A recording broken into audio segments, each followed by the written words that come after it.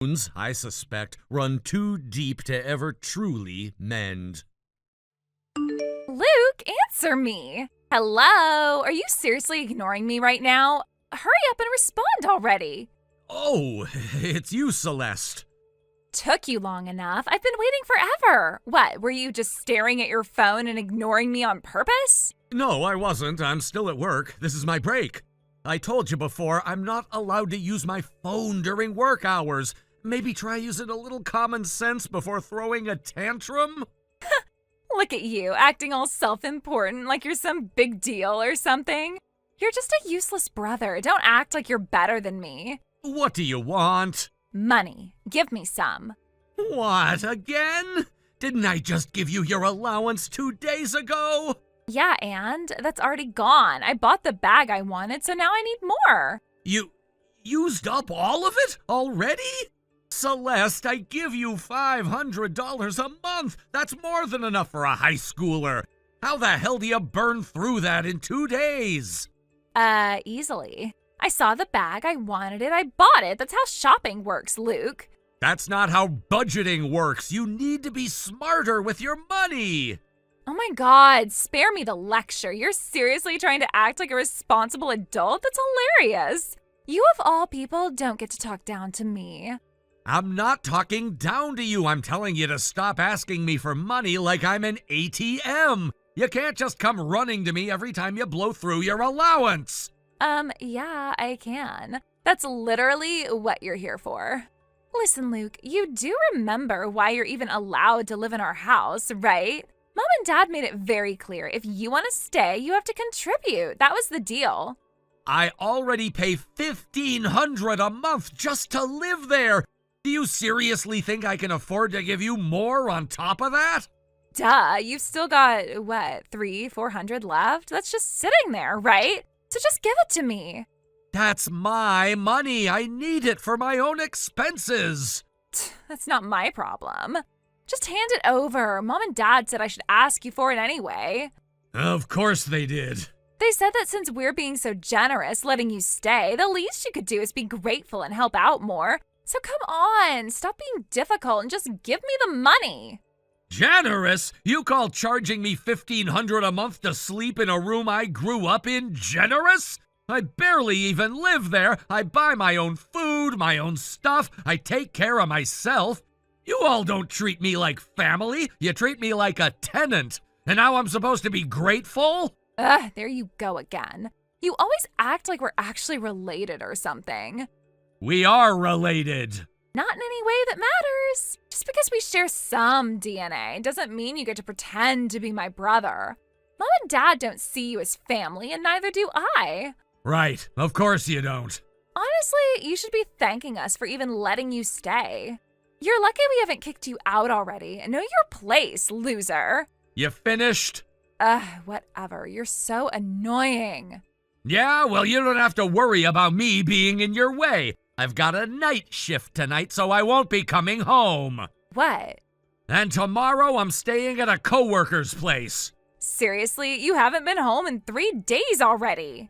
Yeah, and? Fine. Be that way. Hey, don't ignore me. I'm not done talking. Give me the money.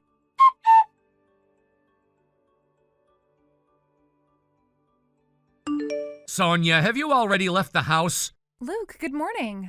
Morning. I'm at the bus stop now, waiting for my ride to work. How about you? Are you already home?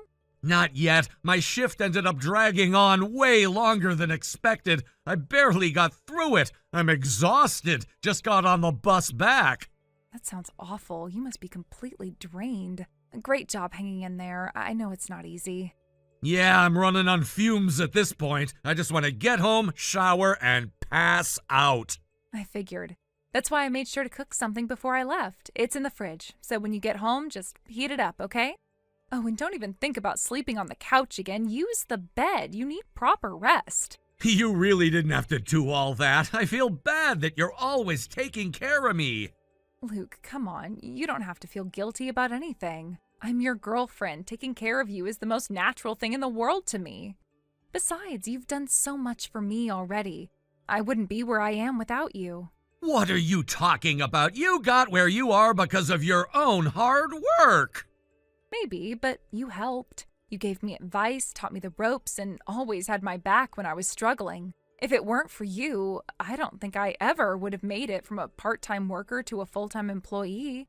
So if someone like you, someone I love, is struggling, then of course I'll do whatever I can to help. Sonia. No arguments. Just eat and rest, okay? All right, thanks.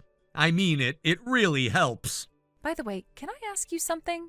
Yeah, what is it? Did Celeste try to ask you for money again? How did you know? My little brother saw her at the mall yesterday.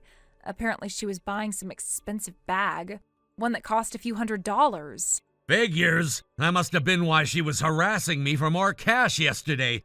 She spent her entire allowance in 2 days and expected me to just hand over more. I had a feeling. Luke, I don't mean to pry, but your family, why are they like this? Like what? The way they treat you, it doesn't make sense. Celeste is the one constantly causing problems, but it's like she can do no wrong in their eyes. From what I've heard, your parents don't even scold her when she gets into trouble. They actually go to her school and argue with the teachers, insisting that she's innocent. Yeah, it's happened more than once. I've lost count of how many times they've gone in screaming about how their daughter could never be in the wrong. I just don't get it. I know some families are stricter with the oldest child and more lenient with the youngest, but this is something else entirely. Now that I think about it, I've never actually told you the full story, have I? No, you haven't. But if you're not comfortable talking about it, I understand. I won't push you. No, I want you to know. You deserve to know. All right, I'm listening. The truth is, I'm not my mother's biological son. Wait, so she's your stepmother? Yeah, my birth mother passed away when I was a baby. I don't even have any memories of her. My dad remarried when I was in elementary school. The woman he married, Celeste's mother, became my stepmother. Celeste is their daughter. We only share the same father. Oh, that explains a lot. I always wondered about the age gap between you two. You're almost 12 years apart. Yeah, that's why. And that's probably why they've never really seen me as part of the family. Luke, you've lived in that kind of environment your whole life? Pretty much. It's always been like this. I wasn't what my stepmother wanted in her perfect little family. And my dad, well, he always just went along with whatever she said. That's awful. I've been planning to leave for a while now, but it's tough. Every month they take $1,500 out of my paycheck as rent. On top of that, Celeste sometimes straight up steals from my wallet. No matter how much I try to save, it's never enough. Luke. Yeah? There's something you need to know. What is it? My brother found out something important. He made me promise to tell you. And Luke, this might be exactly what you need to finally leave the house. What are you talking about? What did he find out? It's not something I can explain over text. I need to tell you in person. All right. You'll be home tonight, right? Yeah, I'll be there. Good. We'll talk then.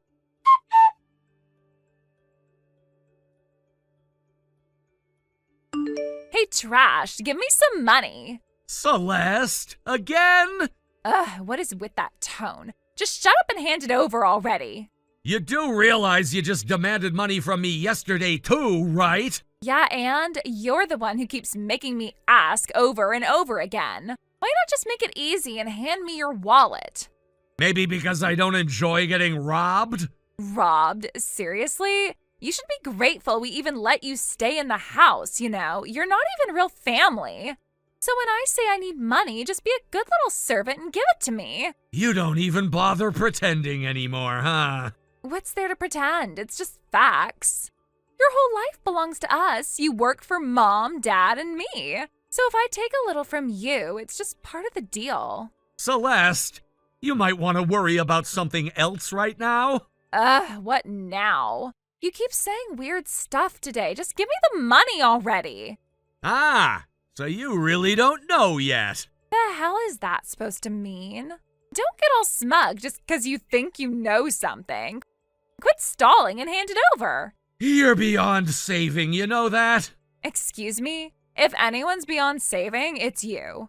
Your life is a joke. Watching you scrape by, barely keeping yourself together, is the best entertainment I have. So make sure to keep suffering, okay? Don't get boring on me now.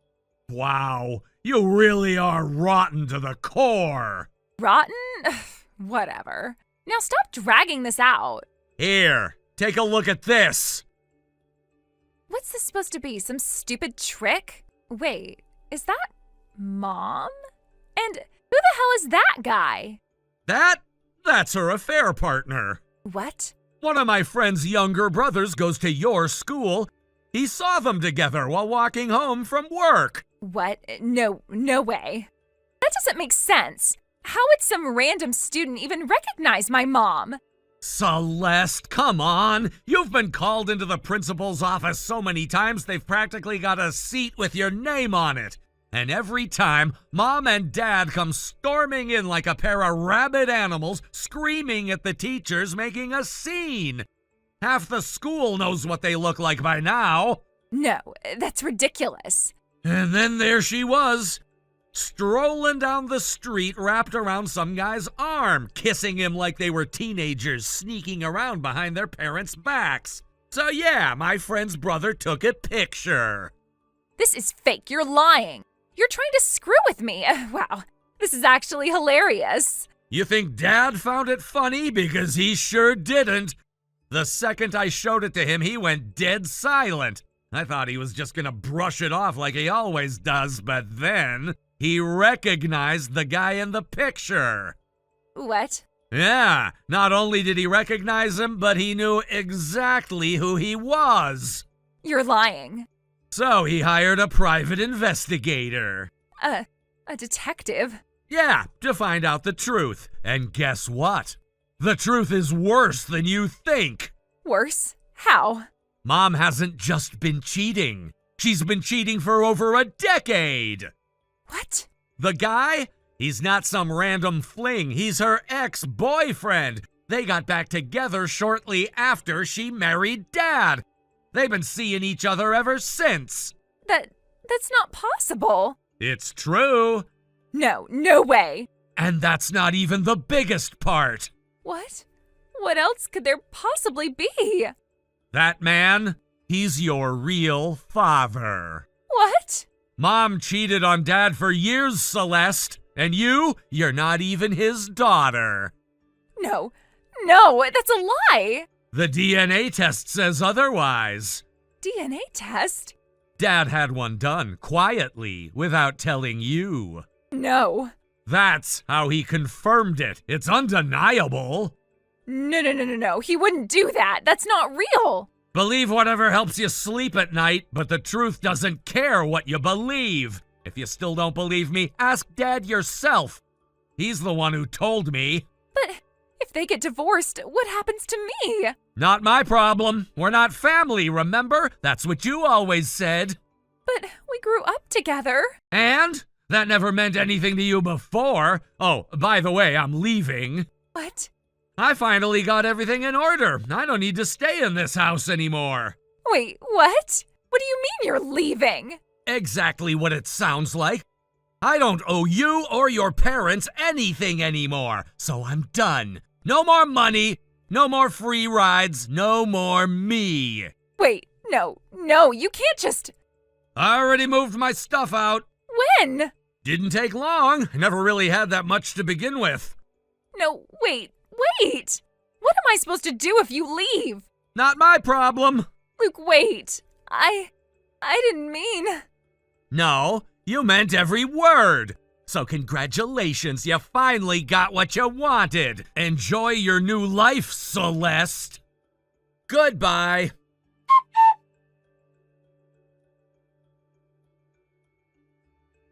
I had some reservations about acting the way I did in front of a high school student, feeling like it might be immature or inappropriate.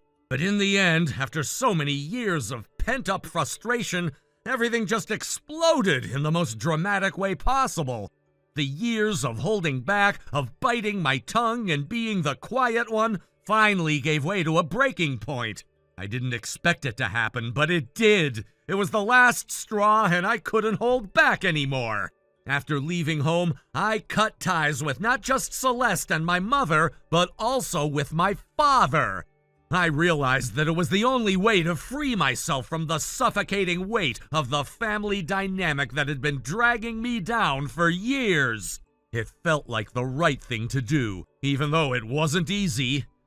There was a sense of relief in walking away, but at the same time there was a sense of loss. I had spent my whole life trying to keep the peace, to make everyone happy, and in the end, none of it really mattered. The rift was just too deep, and there was no going back. For a while, I stayed with my girlfriend, Sonia, who had been a huge support during this time. She offered me a place to stay, and I moved into her apartment. It wasn't ideal, and it wasn't what I had planned for myself, but it was a temporary solution.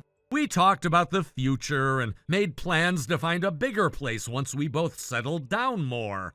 I knew that this wasn't where I'd be forever, but it was enough for the time being. Sonia's support meant the world to me during this time. She was patient, understanding, and gave me the space I needed to sort through everything. As for Celeste, things have only gotten worse. After our parents' divorce, the financial strain hit hard. Celeste's tuition fees became too much for my mother to cover, and she had to drop out of high school. It was a blow to her, no doubt, but it was something she had to face. I could see how hard it was for her, and it broke my heart. Celeste had always been someone who strived to do well, and to see her dream of finishing high school taken away so suddenly was devastating. In addition to that, her relationship with our mother, already strained, took a nosedive after my mother moved in with her affair partner. The tension between them only grew as my mother's priorities shifted, and the emotional distance became impossible to ignore. The whole situation was toxic, and Celeste didn't deserve to be stuck in the middle of it. But because of the circumstances and her age, she didn't have much of a choice. She had no financial support from anyone else, so she was forced to continue living with my mother and her new partner. There was no other option, no other place for her to go, even though she clearly wasn't happy with how things were turning out. Living under the same roof with her mother and her new lover was like living in a constant state of tension for Celeste. She felt like an outsider in her own home, and no matter how hard she tried to fit in, the situation was suffocating. It was the reality of living in a broken home where everyone was trying to make do with the scraps they had left. She didn't feel like she belonged, and I could feel that deep sense of alienation whenever I spoke to her. She had become more withdrawn, more resigned, as though she had given up on ever finding peace in that environment. And yet, despite everything, she didn't have much of a choice. With no other family members to rely on and no way of supporting herself, she had to stay in that uncomfortable situation. There was no escaping it, at least not in the way she wanted. Her situation was so difficult, so unfair, that it made me feel helpless. I couldn't fix things for her, and no matter how much I wanted to, I knew that she had to find her own way out. It wasn't my place to step in and solve everything. As much as I wanted to take her away from all of that, I knew that she needed to find her own strength. As for me, I was determined to keep moving forward, to build a new life for myself with Sonia. The road ahead wasn't going to be easy, but I knew that I could face whatever came my way. I had made peace with the fact that my family was no longer in my life the way it had been. I had to let go of the past in order to embrace the future. And no matter how difficult that future might be, I was ready to face it head on with the support of the people who truly mattered to me. Thank you for watching and listening. We hope you enjoyed the video. Don't forget to like this video and subscribe. Also, feel free to leave a comment about what you thought of the story. We look forward to seeing you at the next story. Thank you for watching. Please subscribe and hit the like button. See you next time.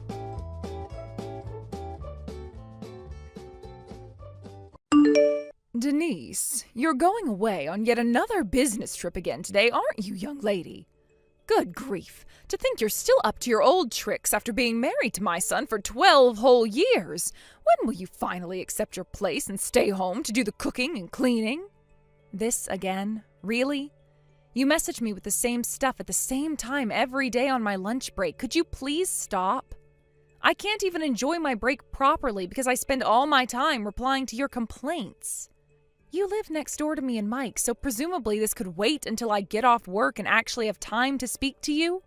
I'm gonna have my work cut out for me this afternoon since one of the girls rang in sick today, so I'd really appreciate it if you could hold off on this for a little while. Like I've told you countless times, Missy, you need to quit that job at once. Where did this silly idea that women need to work come from in the first place? I find it seriously hard to believe you make much money. I doubt your coworkers would even notice if you disappeared. Come on, dear, do the right thing and quit, won't you? The world will keep spinning and your company will be just fine without you. Besides, more importantly, I know full well the reason you still haven't provided me with grandchildren is because you're too damn obsessed with that job. You're 30 now, Denise, and your healthy childbearing years are rapidly disappearing. Hurry up and produce children, woman. That's why you need to quit your job, for the good of this family and the continuance of my bloodline.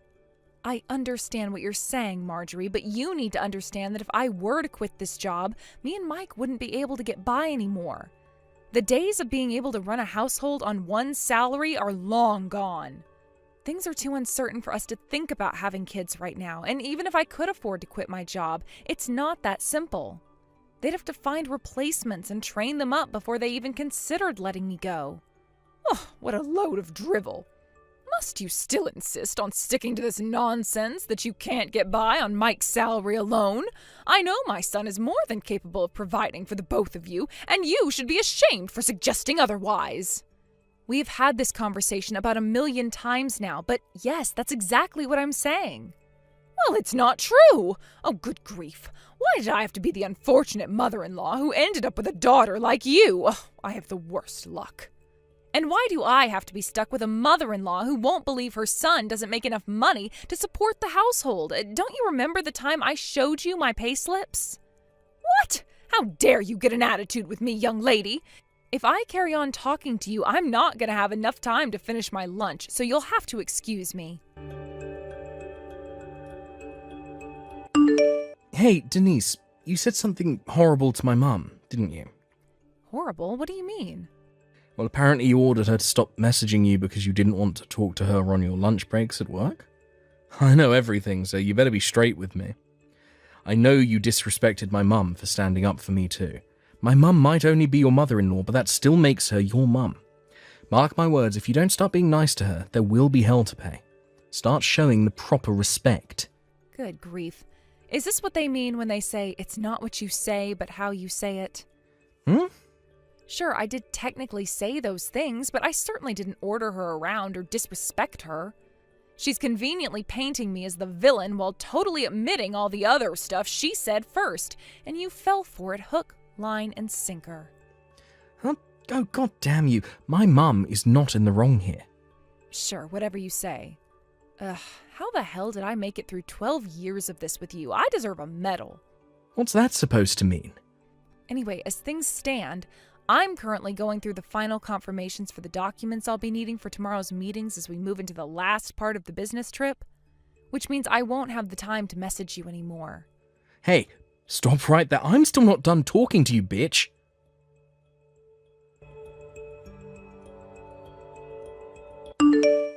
Denise, it would appear you've gone away on yet another business trip. Yes, that's right. And you'll be coming home the day after tomorrow? Yep. What are the chances of you being able to reschedule the rest of your business trip? That all depends on the situation here and what my boss says in the event that I request he let me go early. Is there some kind of problem? Nothing in particular. I just wanted confirmation first, that's all. First? Don't worry about it, darling. Forget I said anything. Goodbye. Mike, what's going on here? Huh? I just got home from my business trip. Not only did I come home to find that everything, including the furniture and the kitchen utensils, are gone, with only my things left behind. But there was also a signed set of divorce papers on the living room floor. What the hell is going on? Exactly what you saw. Look, I've been thinking of divorcing you for a while now, so I discussed it with my mum, and I decided to kickstart my fresh start by moving out and getting a new place with her. Wait, did you do this on purpose? You knew today was our 12th wedding anniversary, right? Well, I guess you could say I did. The thought of divorcing you on our wedding anniversary was so hilarious I couldn't resist. That doesn't explain why you did it. Is it safe to assume that if you left the divorce papers and moved out after talking it through with your mom, she was in favor of it all? Boom, you hit the nail on the head. I see. Right, got it. I want to make it clear that you will be taking full responsibility for the necessary implications of the divorce. Necessary? Implication? Wait, what the hell does that mean? Oh, do you mean the divorce papers?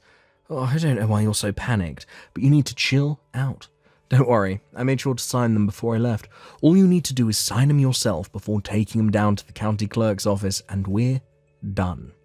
I fulfilled my final responsibility to you when I signed those papers. Now, you should get your facts straight before you start trying to act cool. You have no power over me, so just accept it and hand in those papers. There's one thing I want to ask you. What? How are you going to support yourself after we break up? Huh? Your mom doesn't work, right? You're going to be left to support your mom entirely on your own earnings. But how are you going to do it? I mean, you don't have to answer if you don't want to tell me, but I am kind of curious. Ain't it obvious? Me and my mum still have my dad's inheritance, so whether you're around or not, don't make a damn bit of difference. I see. I think I know what's happening now. All right, just to get this straight, you're sure you want me to hand in these divorce papers, right? Yes, that's why I signed them, moron. Get them handed in as quickly as possible so we can hurry up and put all this crap behind us. I'll think about it.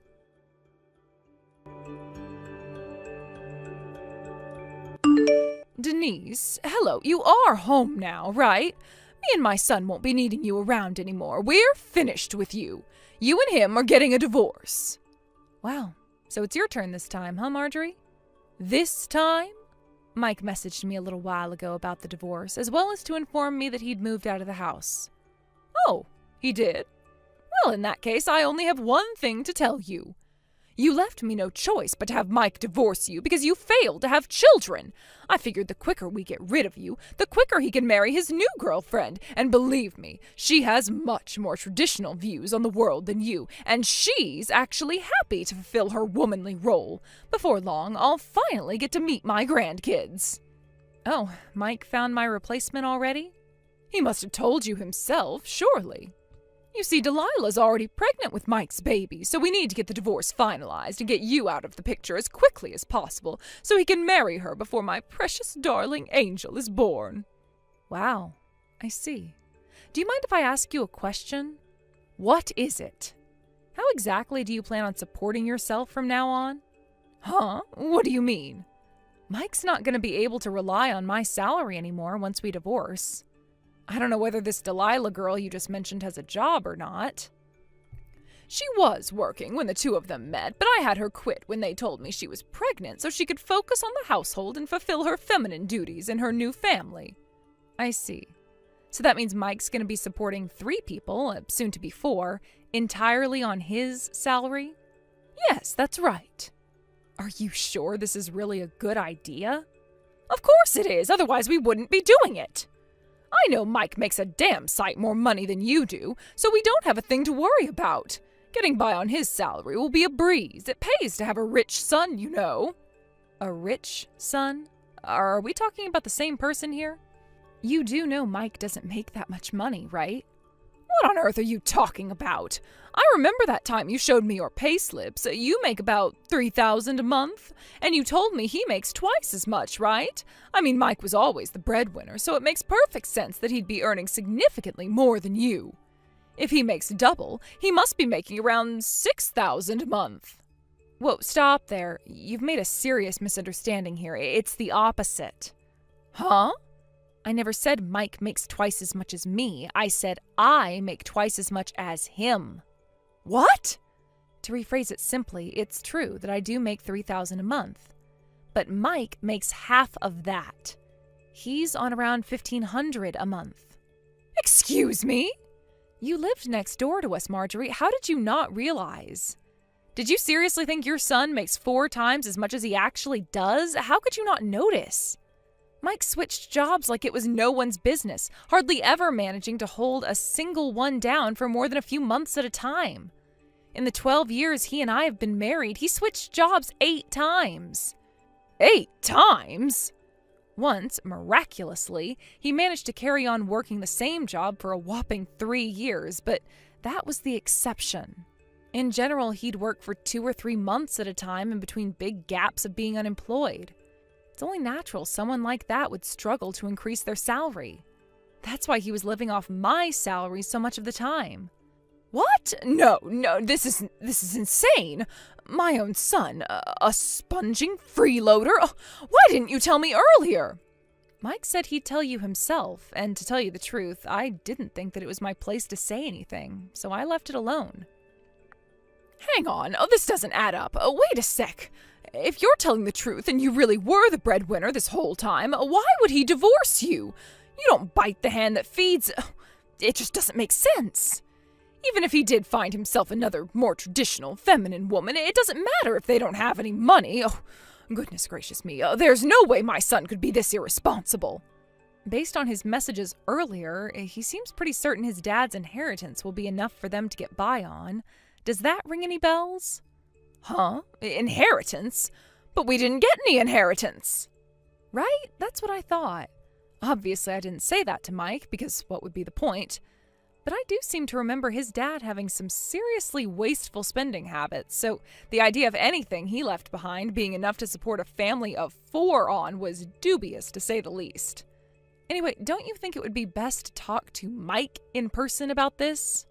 It would appear you've both been sorely overestimating each other, and you, Marjorie, have become completely financially dependent on someone who's incapable of supporting you.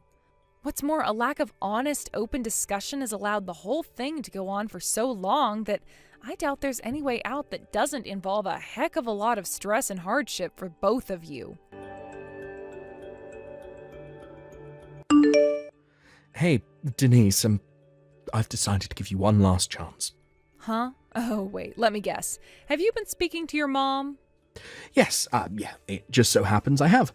Listen up, because I'm about to tell you the results of our conversation. I'd rather you didn't. Are you ready to hear it? I'm about to tell you the one and only way you can escape the painful prospect of divorcing me and keep me as your man, now and forever. Give me and my mum your entire salary. Basically, me and my mum will be managing the household finances from here on out. We've kindly decided to give you $100 a month because we wouldn't want to leave you hanging out to dry or anything, so you can use that to get by on. If you agree to these conditions, I promise not to divorce you, and I'll tell you my new address. Wow, I see. You mean you'd let me have a whole $100 of my own money? Oh, you really are generous, Mike. If you want to keep me as your husband, you're going to let me treat you like my personal ATM. I'm moving to Japan, so that ain't gonna happen. Huh? Japan? What the heck are you talking about? Like, I knew you liked manga, but this is taking it too far. Explain. Now. My boss has been making subtle hints about wanting me to go on a several-year work transfer at our company's Japanese branch for a while now. And to be honest, until recently, I wasn't sure whether I should take him up on the offer. But with you suddenly springing divorce on me and moving house with your mom, I knew that my time to visit the land of the rising sun had come. What in God's name? You're going to Japan? Yes, well done, Mike. You can read. Anyway, that's why today I told my boss I've decided to take him up on his offer of a work transfer to Japan. Oh my God. He asked me if I'd be willing to go under the assumption I'd be staying at least for a few years, to which I replied yes. So I imagine I'll only be coming back to the States for birthdays and Christmases for the foreseeable future. Oh my god, I can't believe this. Seriously, Denise, what the hell? Why didn't you tell me before? Wait. The divorce papers, did you? Did you do it? Yep, I stopped by the county clerk's office on my way to work this morning. No way. Oh, you have to be kidding me. Oh, god damn it. But my mum told me that my dad's inheritance doesn't even exist. We were supposed to be living off of that. How the hell are me and my mum supposed to get by now? Oh, that reminds me, I almost forgot. You'll be paying me compensation for cheating on me. Expect to be contacted by my lawyer in the coming days. Compensation? Wait, what? What? Why? Oopsie. Looks like you got found out. I know you did your best to hide it, but I've been suspicious about you screwing other girls behind my back for a very long time now.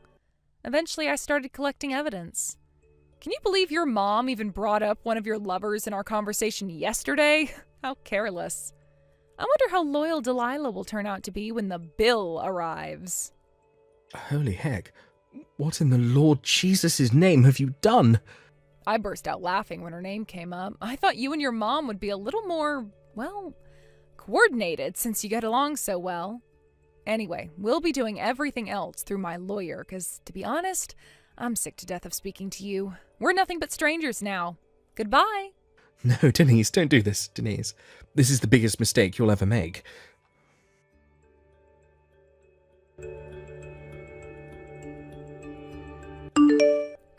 Denise, hello? A signed-for parcel from you just arrived at my house. How did you find out our new address? Explain yourself.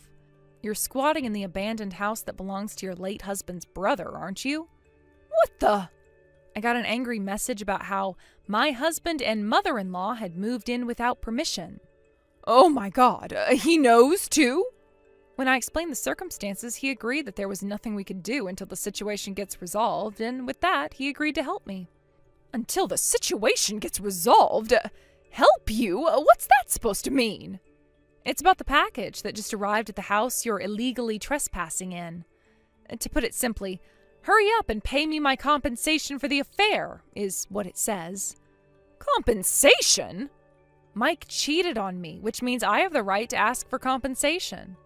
Delilah already paid her share, so I suggest Mike hurries up and gets this over with sooner rather than later. Say what now? Apparently Mike lured her in with the promise of his dad's inheritance, which he later found out doesn't actually exist. When she found out he didn't have any money, she told him she lied about the pregnancy and promptly blocked him and moved back out to the countryside. The pregnancy was a lie? Oh, but that means my grandchild. Yep, it doesn't exist. Oh my god. Oh, Denise, listen to me. Oh, darling. You need to get back with Mike. Oh, that's right. Patch things up and move back in together. I hereby officially give you my permission. Actually, I'm gonna have to pass on that one. You see, I'm going to Japan. Japan? Wow, would you look at that? There goes that chronic lack of communication again. I did already tell Mike about this, you know? For a mother and son who get along so well, you sure don't seem to talk about anything. What am I supposed to do if that darn stubborn blockhead doesn't tell me anything? It's not my fault. Well, to be honest with you, Marjorie, explaining the entire situation to you again doesn't sound all that appealing. So feel free to go right ahead and ask Mike. Denise, please. Oh, please don't do this. This is the biggest mistake you'll ever make. Goodbye. And that was the story of how I divorced my husband and decided to move to Japan. I got temporarily transferred to Company HQ in advance of my trip, where I'm currently making my preparations with plans to depart for Japan 6 months from now. When I told my parents, who lived out in the countryside, they joked that they were going to sell their house and come with me, while supporting themselves by working in a hedgehog cafe in Tokyo. And it turns out they were half serious, because they did actually sell the house, and their tickets are now officially booked. My company provided me with temporary accommodation until my departure, where me, my mom, and my dad are all living together now. which made it all the more hilarious when my ex-husband and mother-in-law, having just been forced to pay me a hefty sum in compensation, attempted to launch an attack on my parents' old house after they'd moved out. Apparently, they were struggling to get by with no money and came to demand I pay them back the compensation. But they got arrested when a neighbor called the cops on them for wrecking the garden and kicking down the front door. The new owner of the house, who was about to start renovating it, was naturally pretty upset by the whole thing, so he took them to court. And with that, the terrible two were forced to pay even more compensation. Last I heard, Mike and Marjorie were both working like dogs to pay off their debt repayments after being disowned by their entire family. Hey sis, is now a good time to talk? Hello, Tiffany. It's not like you to message me. Is everything okay? I heard you quit your job at Globex Corporation. Is it true? Why would you quit such a good company? They're like one of the most famous companies there is. I don't get it. Huh? Sure, I quit, but that was 5 years ago, Tiff. How come you're asking me about this now? So, basically, what you're saying is you're an unemployed NEET right now? No. Why would you think that? I'm working. A lot, actually. Huh? Wait, what? I'm pretty sure I told everyone last time our families met, but Globex Corporation didn't have any issues with its employees having secondary jobs. So I worked as a designer on the side. Over the years, my design work came to occupy more and more of my time, and I got orders from more and more clients. Eventually, I was making enough money that I figured I could make the same as or more than my salary at Globex if I quit and went full-time with the design stuff. So that's exactly what I did. I started up my own company and now work full-time as a designer. Wow, you work as a designer? What kind of stuff do you make? Oh, you wouldn't happen to make welcome signs for weddings, would you? How about wedding invite letters? You know, that kind of thing? Oh, wait a sec, Tiff. Listen, I can make those things, and if you're going to ask me to make them for you, I can absolutely do it, but you should know it'll cost money. Is that okay with you? What the heck? You'd ask for money from your own family?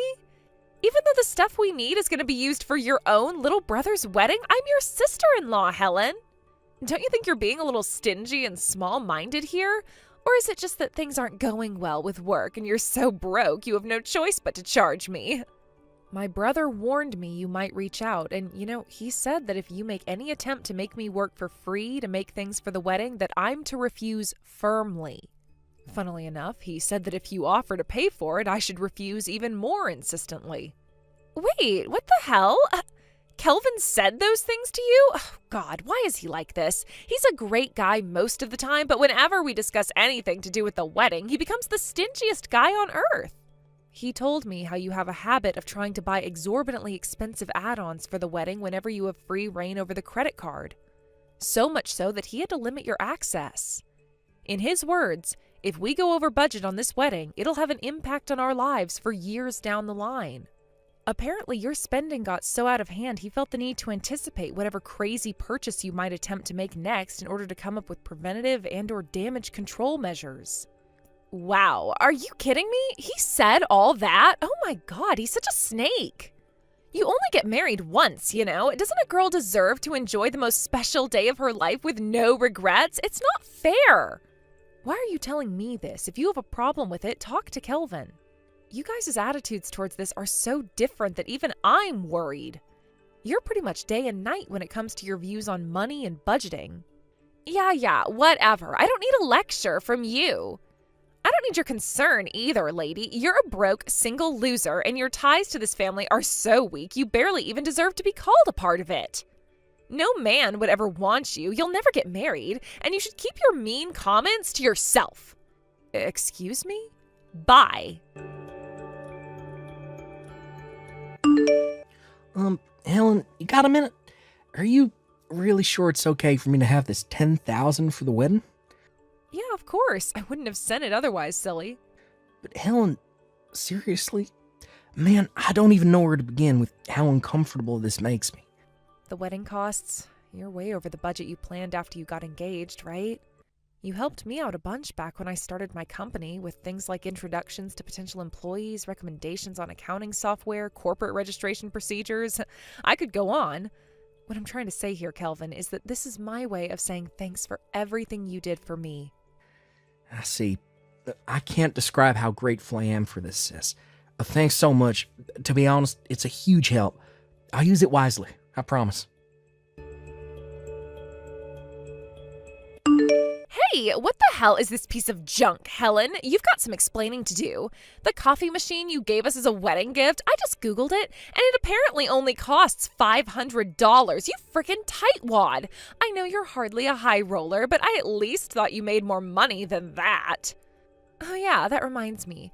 I was surprised at first when my brother told me you gave us that $10,000, but then, when I actually stopped to think about it, I realized there's no way a broke loser like you could be capable of getting that much money together. I know. I bet this was easy money you got from lucking out somehow, wasn't it? So go on. How'd you win it? A lottery ticket? A raffle? Gambling? Personally, my money's on a lottery ticket. I know you couldn't have come up with it yourself because you're dumb, useless, and don't have a single talent. Yep, I knew it. You're just a broke loser like I always thought. I can't believe you're actually so pathetic. You tried to prove you were better than me by donating $10,000 to the wedding fund. This is the most hilarious, tragic attempt at flexing at someone I've ever seen. Oh man, my sides hurt. Oh, I know. I just had a flash of genius. This is the perfect opportunity to add a little surprise to the banquet later on. Just for you. Get excited, girl. Woohoo! I did it! During the very last moments of the banquet, I finally managed to expose you as the pathetic, broke loser that you are. Now the whole world knows the truth. I don't know why my mom started panicking and dragging me out of the banquet hall all of a sudden, but I gotta say, that felt great. I feel so refreshed. Tiffany, what on earth do you think you're playing at? Why would you do something like that on such an important day? I can't make any sense of it at all. Just to make sure you don't forget, I'll write down everything I just said to the guests here, okay? You gave us $10,000 to help out with the wedding fund. With easy money you won on the lottery? Don't act self-important. That's nothing. If you didn't like me making that announcement on the loudspeakers in front of everyone at the wedding, then I suggest you do it properly next time and give me $10,000 you earned yourself. You couldn't even afford a proper wedding gift. I'm ashamed to call you my sister-in-law. You really should make more of an effort on fixing your mental health, you know? Because jealousy is disgusting, and no one likes jealous people. You're so broke, and everyone in this family hates you so much. It's actually painful to remember you exist.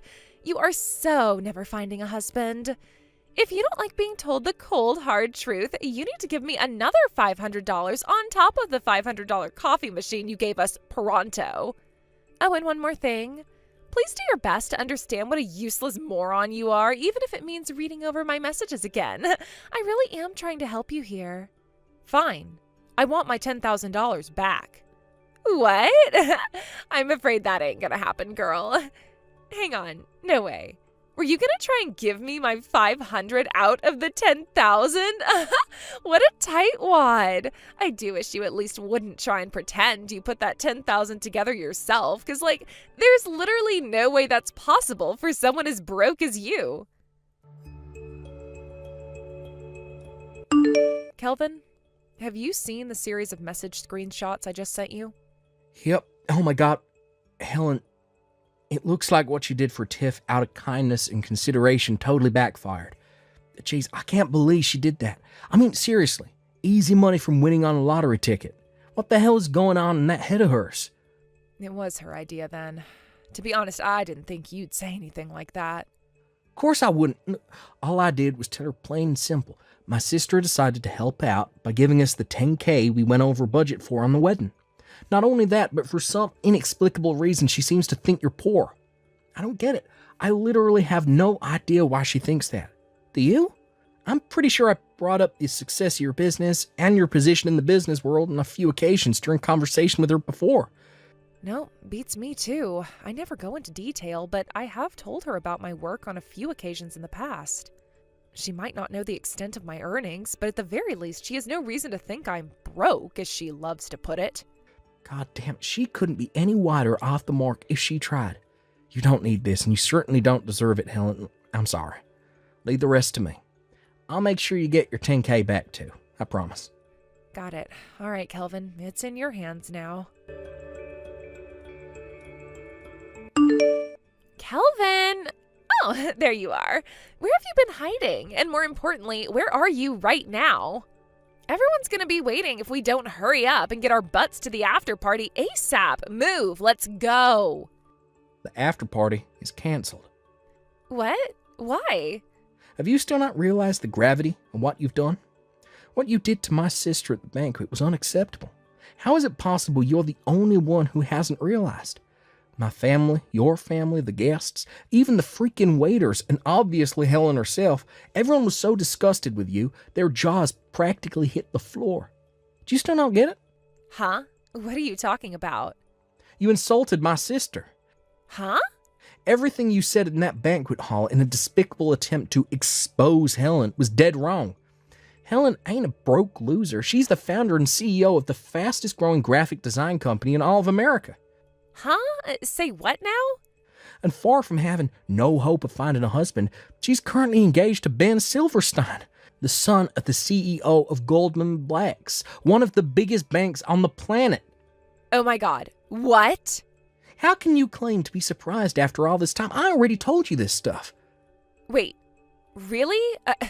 No way. You can't have. I'd remember. You plainly don't. Which is why the $10,000 she kindly gave us was most definitely not the prize money from a lottery ticket, and it wasn't something she came into possession of out of luck. She gave us her hard-earned money because she wanted to help. No, wait. That can't be. Want to know why? Because I saw your sister buying a lottery ticket. Sure, Helen does buy herself a lottery ticket once per year. Most she's ever won was $20. No. This can't be. I'm serious, Kelvin. How come I've never seen her with this Silverstein guy, this supposed son of a CEO? Because he's away on business in Europe. He plans on coming back to America to marry Helen next year. No way. You mean your sister Helen was actually super amazing all along? I already told you all this. I already knew you had a few strange ideas about the world, a slight tendency to make weird assumptions, and a habit of not paying attention to anyone when they spoke to you, but you've gone too far this time. I've had it with you. What the hell is your problem with my sister? Kelvin, please hear me out. It makes sense, I swear. Think about it. Why the hell would anyone who works for Globex Corporation, one of the most prestigious companies in the world, quit to move back in with their parents? She quit her job to prepare for starting up her own company, you idiot. And she didn't move back in with our parents. My mom and dad moved into the house she had built for them all. What? You mean that 3-floor terraced house with a hot tub and mountain views belongs to your sister? Yeah, for the millionth time, I already told you this. Wait a sec. Oh my God. If it's not your parents' house, does that mean you won't inherit it one day? Excuse me? Inherit? I was so excited to be able to live in that house when your parents died. Ugh! Jesus, Tiffany, you're messed up in the head. You seriously never listen to a word I say, do you? Oh my God. I was going to make my next decision based on how you reacted to me confronting you about what you did in the wedding, but I knew it. This is hopeless. Wait, what? Kelvin? I want a divorce. Why? Do I have to explain that too? Are you just conveniently ignoring the fact that you insulted my sister at our wedding in front of the whole banquet hall? After you just admitted to waiting for my parents to die so you could live in their house? But I didn't think I was insulting her. In my mind, all I was doing was telling the truth. Well, this is what you get for ignoring everything I tell you. Actions have consequences, Tiffany, and my patience has reached its limit. Want to know what the worst thing is? In spite of everything you've done, in spite of all the hurt, drama, and upset you've caused, you haven't uttered so much as a single word of apology. That's what swung my decision. That's what sealed your fate. What am I even supposed to say to that? I'm done speaking to you. Besides, we don't even have time for this right now. I have to go and explain the situation to everyone waiting for us at the after party who still think we're married. Hey, wait! You don't have my consent for the divorce, you know. Do you want to embarrass me even more than you already have? Huh? My parents had to explain to everyone everything you said about my sister was a lie after my mom dragged you out of the hall. Those who already knew Helen is a successful businesswoman were appalled with you right then and there, as soon as you started speaking. But those who didn't, and who may have actually believed the crap you spewed about her, were left looking meek and embarrassed. I even had some guy come up to me and ask, "Hey buddy, are you sure marrying Helen is the right thing to do?" Before my parents took the mic, explained everything, and set the record straight. That's awful. Yep, and it was entirely your fault. Nothing you say or do could possibly change my mind at this point. I've lost all faith in you, and it's never coming back. We'll be continuing this conversation through my lawyer. What the heck, Kelvin? Why would you hire a lawyer? Talk about overreacting. If you think a lawyer is overreacting after what you did, this is more hopeless than I thought. But why? This will go on forever unless we call it a day here. Go home with your parents. I never want to see you again. Wait, please. Goodbye, Tiffany.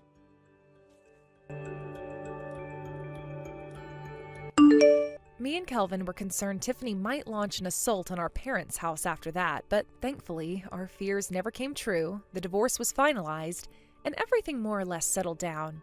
Or so we thought. Because after that, Tiffany showed up in the place we least expected it. Believe it or not, she began stalking the son of the CEO of Goldman Snacks, a famous donut chain. It would appear she was trying to kill two birds with one stone. In stealing my fiancé, she could exact her revenge on me while simultaneously marrying into wealth beyond her wildest dreams. Unfortunately for her, my fiancé is the son of the CEO of Goldman Blacks, a bank. Not only that, but he's away on work business in Europe. In a hilarious irony, her inability to pay attention to anything anyone tells her resulted in her being arrested and forced to pay copious amounts of compensation for accidentally stalking a complete stranger. Oh, and let's not forget the compensation she already owes my brother for the absurd stunt she pulled at their wedding. Shortly after her arrest, Tiffany was disowned by her parents, but not before her dad got her a job at a friend's factory in a final act of compassion. Probably in the hope that she'd use it as an opportunity to turn her life around. Rumor has it her new boss is as strict as they come, so she'll have no choice but to be on her best behavior at all times from now on. As for me, I'm just enjoying my newly found peace and quiet. What a relief that she's gone. I don't need toxic people in my life, and neither do you folks. Hey, Lois, you're doing extra overtime today, kid. Huh? I want everything in the folder named Ken's Super Duper Ultra Important Invoice Mailing List folders 1 to 4 on the cloud, done by the end of today. But Ken, I already went home today. What the heck did you just say to me? I booked the afternoon off since I had some urgent business to attend to during the afternoon today. Didn't I tell you this before? Well, in that case, you need to get your ass back to the office ASAP. Get moving, kid. Go, go, go. These invoices ain't gonna complete themselves. I just spent a whole frickin' 5 minutes putting the work I want you to do into a separate folder, so you're gonna make damn sure you get to work on it the moment you get back to this office. I don't care whether you have to stay till midnight. I want everything in that folder doing today. I'm sorry, Ken, but there is no way I'm gonna be able to do that. What did you just say to me, boy? I'm on the train right now. Huh? The train? I'm heading out to Denver for a relative's wedding. What? What in the devil's name do you think you're playing at? Boy, you don't get to disappear off to Denver without telling me. I'm your senior at this company. I have a bunch of documents I need to hand in to the client by first thing tomorrow morning, you idiot. Are those the ones the boss asked you to send to the bakery we just signed the contract with? What was the name again? Bread Zeppelin. So what if it is? That contract is totally outside my area of responsibility. And even if I was able to help you, half a day isn't enough for me to familiarize myself with the nature of the work to the degree that I could complete it to a satisfactory standard in adherence with corporate compliance procedures. But I'm sure you knew that already. Basically, you're trying to force your work onto me like you always do, right? Do your own work yourself. Who the heck do you think you're speaking to, boy? I'm your senior at this company. Do you hear me? Your senior. Don't you think getting to work on those invoices would be a more efficient use of your time than trying to pressure someone both unqualified and unable to do your work for you? Like I just said, you're gonna do it for me whether you like it or not. This is an order from your direct superior. Ken, how many times do I have to tell you? You might have been here longer than me, but you're not my superior. Besides, it's my day off tomorrow too, so it'd be much quicker if you just did it yourself. Who knows, if you get to work now, you might still make the deadline. I'll be arriving at Denver soon, so I'm heading off. Bye, Ken. I ain't done speaking to you, kid. Don't screw me around, boy. It'll be the last thing you ever do. You got some nerve to disobey me. Do you have any idea who I am? I'm the son of the leader of the Aryan Brotherhood. My dad runs this neighborhood. If you disobey me, my gang leader dad will not take this lying down.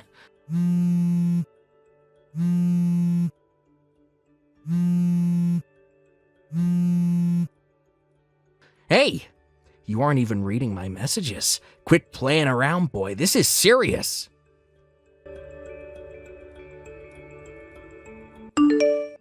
Hey, Michaela. Has Ken been trying to force you to do his work by any chance? Oh, Lewis. Yes, he has. I'm still at the office. I see. God damn it. That guy's such a pain in the ass. That jerk acts like he owns the place, despite only having been here 3 months longer than us. To be honest, I think he was salty about me getting off early today. And to make matters worse, me leaving at noon meant he tried forcing twice the workload on you. I'm sorry, Michaela. Hey, what are you talking about? You don't have to apologize. You didn't do anything wrong. It's that idiot Ken's fault, not yours. You've had today booked as a half day for months now, right? It's not like you just decided to go home on a whim. And he'd have known too if he ever bothered to check the shift book. Besides, you're always standing up for me. If anyone's at fault here, it's mine for being so timid. I've always found it hard to stand up to people, and when he comes at me with his domineering attitude and his absurd requests, I just freeze up. It's like I get this big spike of adrenaline and I'm too scared to say no. I guess today just can't be helped. Michaela, that's where you're wrong. Huh? Those are his jobs and he should do them himself. Whether Ken's who he claims to be or not, it's still not appropriate for him to abuse his power to force and manipulate his coworkers to do his bidding because he can't be bothered to do his job. From our perspective, it's not appropriate for us to take on work we haven't been asked to do.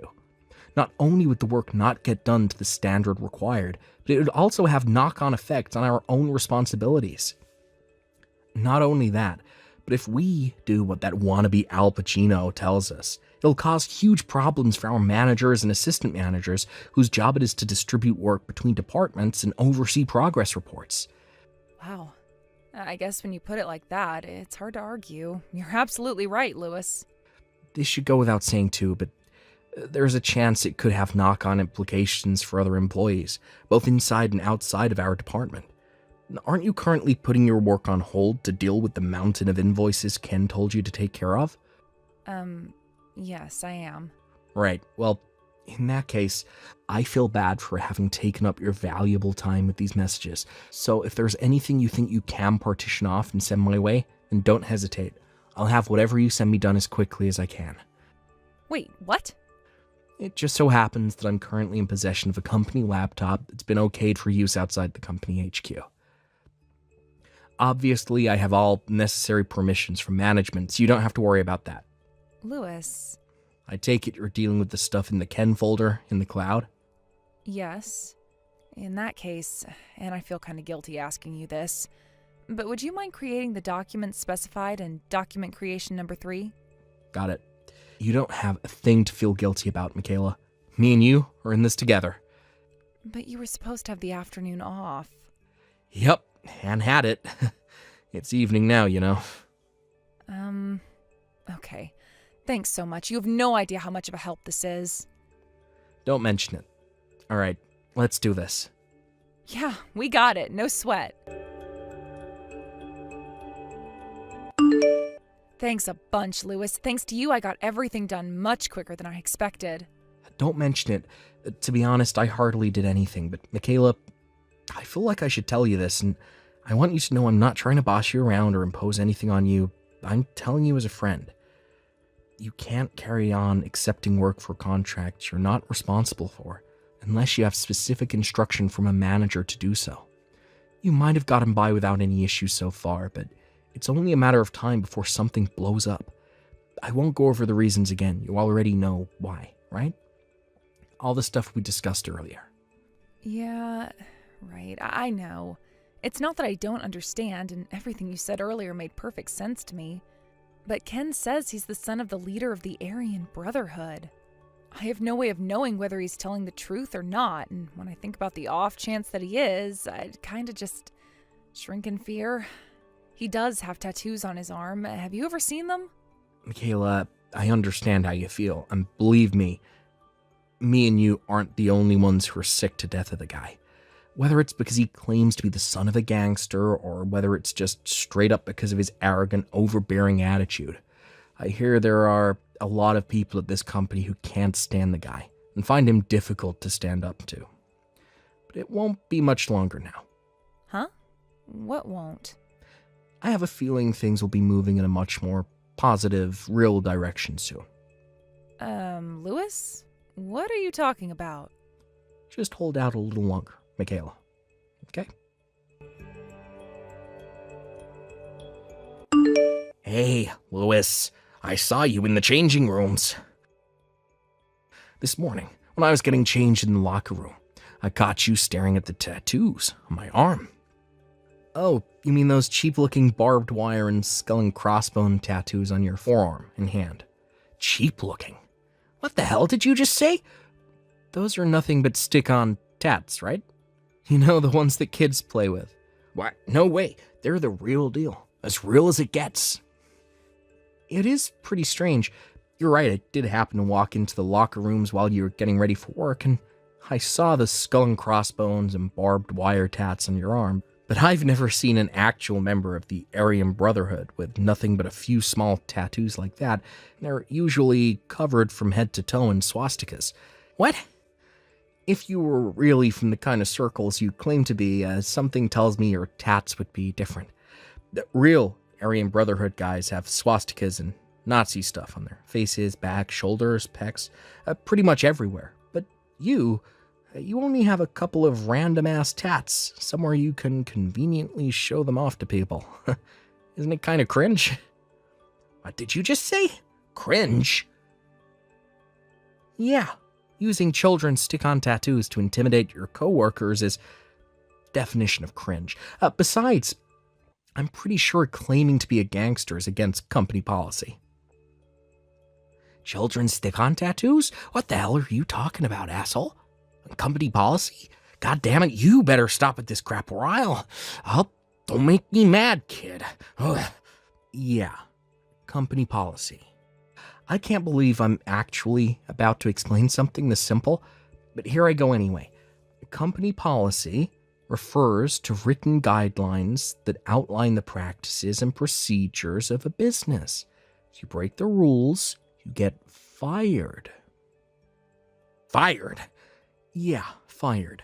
Now, if you are actually in a gang, it'd probably be wise if you stop going around the office bragging about it to anyone who will listen to you before you end up getting fired.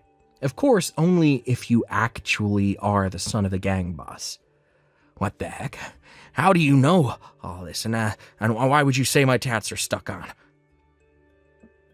It's hardly rocket science, Ken. As for the tats, I've been used to looking at tattoos ever since I was a kid. Wait, used to looking at tattoos? Since you were a kid? What's that supposed to mean? Who are you, Lewis? Oh, looks like I already used up half my break talking to you. I didn't even eat my lunch yet. Catch you later.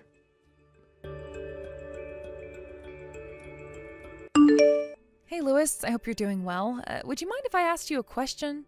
Hey, Michaela, sure, go right ahead. What is it? Is it just me, or does Ken seem way quieter and more subdued today? Or rather, he came back off lunch break. It's like he's a different person. I know you said to me before you thought things with him would be improving soon. Does this have anything to do with that by any chance? I guess you could say it does. What did you do?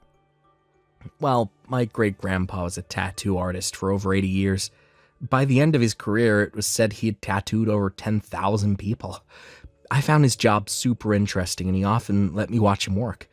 Basically, I'm really, really used to looking at tattoos, which means I can spot a fake straight away. Huh? A fake? Yeah. Did you ever play with those stick-on tattoos at school? I think he's using those to try and intimidate people at work. I called him out on it. Then I warned him of the dangers of claiming to be a gangster at work. That's all. Wow, you did all that? And now he's barely saying a word to anybody. Wait, that means... That he's probably not the son of a gang leader, and it was all nothing but a huge pack of lies from the get-go. What the hell? I think we should all just carry on doing our jobs as usual for the time being.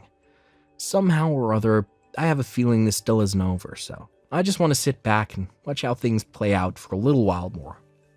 To be more specific, my hunch is that he's still the same old domineering jerk who thinks he's better than everyone and is only being quiet because he's afraid of getting in trouble. I suspect he'll start sucking up to me from now on because he knows he can't take advantage of me, while continuing to throw his weight around with everyone else. Right, yeah, that makes sense. It would be amazing if his attitude really did improve. Listen to this. So, the CEO came to me with an issue he's been having. The CEO?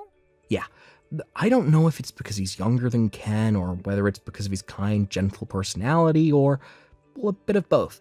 But apparently, Ken's attitude towards him is super contemptuous and disdainful. What is it? Louis? Who are you? Crap, sorry, my phone battery's about to cut out. Catch you tomorrow, Michaela. Okay. See you tomorrow, Louis. Sleep well. Ken? Where are you right now? Huh? Oh, I was just having a little smoke break. I'll be back soon, I promise. I see. Reception asked me to pass on a message. Reception? Why would reception want me? There are 40 gang members in the lobby demanding we hand you over to them. They friends of yours? That's the message. Oh my god. What? Apparently they're all waiting in the lobby for you. Oh, what the hell did you do, Ken? No. No way. Like I'd be friends with people like that. I knew it. So you're not the son of the leader of the Aryan Brotherhood, after all. It was never anything but a lie, was it? Fine, I admit it. I lied. It was a big fat lie. Of course it was. Look, Louis, I know this looks bad, but you gotta hear me out here. I might have said some things that aren't true to you and the guys, but when you said all that stuff to me before, I realized what I was doing was wrong, so I stopped. Please, you gotta help me. Won't you do something to get rid of them? Use your connections or something. My connections? Don't play dumb with me, Lois. I got you figured out. You have history with the criminal underworld, don't you? The criminal underworld? What have you been sniffing, my dude? I'm just a regular guy. No way. No. You're lying. You have to be. You're the one they're demanding to see, so you're the one who should go out and deal with them. Wait. Actually, I lied. I wasn't having a smoke. I'm in the toilet. Louis, it's kind of embarrassing. I don't want to have to tell you this, but I have chronic diarrhea. I'm exploding like Mount Vesuvius all over the toilet bowl, and well, I just realized there was no toilet paper. Oh, really? That's quite the unfortunate situation, huh, Ken? Well, in that case, I'll have no choice but to go and see them myself. Please, I'm begging you. Oh my God, it's just splattered everywhere. Hey, Louis, I mean.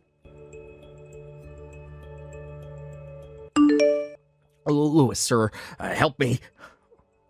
What's wrong? It's the Aryan Brotherhood. They're here to get me. Oh, you mean the 40 guys from just now? I suppose you could forgive the girl on reception for mistaking the 40 mean-looking guys covered in swastika tattoos waiting in the lobby for gang members. And in a sense, she was right. Half right. You see, it turns out that 37 of them are actually ex-convicts and gang members who came today to rent out one of our vacant offices to deliver a workshop to the local youth about the dangers of getting involved with gangs. The remaining 3 were a completely unrelated group of your clients, here to talk to you about the situation with your ongoing contract amendments. Since they went out of their way to come and see you, I thought I'd do my part and lead them to the toilet. Yeah, I know, damn it. They caught me when I bumped into them on my way out. Oh, is that so? I felt awful about them waiting so long in the lobby, so I'm glad they finally found you. Great timing. No, it was not great timing at all. The Aryan Brotherhood caught me. They said they were taking me to a gang member rehabilitation facility. Sure, what's the problem with that? You're a gang member, after all, right? Look, the truth is, the guys who showed up today are part of an organization called Homeboy Enterprises. They provide rehabilitation programs for gang members and ex-cons and teach them the skills required to live a decent, honest life in regular society. Their chairman is also one of our clients, so you should really be more careful with your language. And they didn't catch you. They came to see you. Came to see me? Hasn't the CEO told you yet? As of today, you were officially dismissed from the company. What? Actually, he did say that, but I thought he was just kidding. Oh my god. Oh yeah. How could I forget? You've been treating the CEO like crap, haven't you? Huh? How do you mean? You may have stopped trying to force your work on new employees like me and Michaela, but I never thought you'd be stupid enough to try and force it onto the CEO instead. What was the line you used to threaten him again? Oh yeah, the same one you've been using on me and Michaela these last few months. I'm the leader of the Aryan Brotherhood, son. I told you it was a bad idea to go telling people at work you were a gang member, didn't I? Not only did you flat out ignore my warning, you stepped up your crazy behavior to levels previously unimaginable by trying to intimidate the CEO with your crap instead. What did you expect to happen? Obviously you were going to get fired. Oh god. Oh man. To think he even went out of his way to call this rehab organization to try and set you on the straight and narrow. He could have easily just hung you out to dry. A testament to his character, don't you think? And you have the nerve to say they caught you. Huh? Oh yeah, that reminds me. We told Homeboy Enterprises about the whole thing with you stalking the CEO's kid's sister. What? Stalking? His sister is still a high school student, right? Not only is what you did ethically wrong, it's also illegal. Apparently he's going to be charging you for a hefty bill in compensation. What with being the CEO of a company, he knows his way around a lawyer's office. And not only that, he's also been gathering evidence of your crimes, so it's pretty much a guarantee you'll be forced to pay up. Whoa, wait a sec. I have nothing further to say to you. Please, wait, I can explain. Goodbye, Ken. Oh my god. No!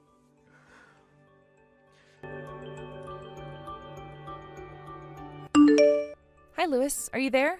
Is today your day off? Sorry, I didn't say anything. I expect the CEO will be making the official announcement during afternoon assembly. Listen, the truth is, I've decided to go back to Homeboy Enterprises. Huh? Wait, what? You're a part of Homeboy Enterprises? Well, like to tell you the truth, yeah, I am. I got wrapped up in some bad stuff when I was a kid, got sent to prison and fell in with the Aryan Brotherhood. After I did my time, I knew I had to get out of the gang life, or I was either going to end up dead or back in jail, so I joined Homeboy Enterprises, a charity organization aimed at rehabilitating gang members. I'm good friends with their chairman now. His name is Derek. They have some dealings with our company, and I bumped into Derek when he showed up to discuss some things with my manager. To cut a long story short, he ended up inviting me back, not as someone receiving rehab, but to work for them, for real this time. Wow. I see. I had no idea you were in the Aryan Brotherhood. Listen, Michaela, I know we haven't known each other long, but I just want you to know it's been a pleasure to work with you. You've helped me out with so many things I lost count. No, you're the one who's helped me. But, to be honest, I'd feel kind of sad if this was the end. Huh? Lewis, you wouldn't happen to have a girlfriend, would you? No.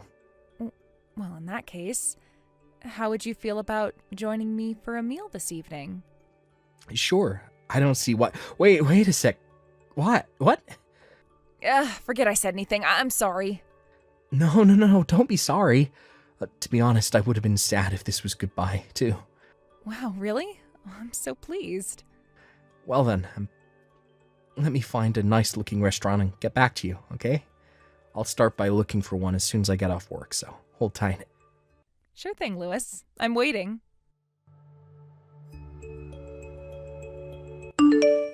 The office car park was filled with cheers of joy and jubilation so loud they could be heard from miles away as Ken was driven away in the back of a black van. Me and Derek, my buddy and the CEO of Homeboy Enterprises, the gang member rehab facility we talked about earlier, got permission from Ken's parents in advance to take him to his new workplace. When we told them he had been going around the office telling everyone he was the son of a gang boss, his parents' shoulders slumped in disappointment as they sighed, "But we come from a long line of farmers." Derek tells me he put Ken to work at Homeboy Enterprises the day after they took him in. You might think it's strange that he was allowed to be admitted despite lying about his gang ties, but nonetheless, we thought his failure to fit into society made him a suitable candidate for rehabilitation. Now he spends his days doing manual labor surrounded by big, burly ex-convicts. It's tough. But if we're honest, tough is exactly what people like Ken need to learn the ways of the world. By the way, he'll be paying the compensation for stalking the CEO's sister in small installments, as and when he can afford to with the wages he earns from his new job. I somehow felt an indescribable sorrow in the last message he sent me, which simply read, "My entire body aches all the time." I'm probably the only one who felt that way, though.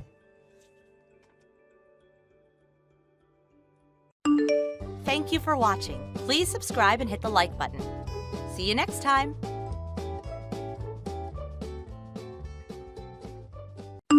Diane, hello. Is now a good time for you? I have something to report. Hello, Rosa. What's going on? What's the news? Actually, I'm pregnant. Oh, really? Yes, I'm currently 18 weeks along. When we last spoke, you didn't mention anything about that. Well, Andy and I discussed it, and we thought it would be better to wait until I was in the stable period before sharing the news. I see. All right. So that's all you had to say? Yes, that's it. Okay, then. I've got something to do, so I'll have to go now. Oh, actually... What? If there's more, please make it quick. Well, I apologize for taking up your time. No, it's fine. You don't need to apologize. If you need to say something else, feel free. Thank you. It's just, I'm a little nervous about how things will go from now on. Andy and I are really excited, but there's still so much to think about. It's a big change. I understand. It's a huge step. Just make sure you take care of yourself and don't hesitate to reach out if you need anything. I will, thank you. I'm just a little overwhelmed, but I think I'll be okay. Just remember to enjoy the moments of happiness, too. Thank you, Diane. I really appreciate your support. Of course. Take care of yourself and let me know if you need anything else. I will. Thanks again.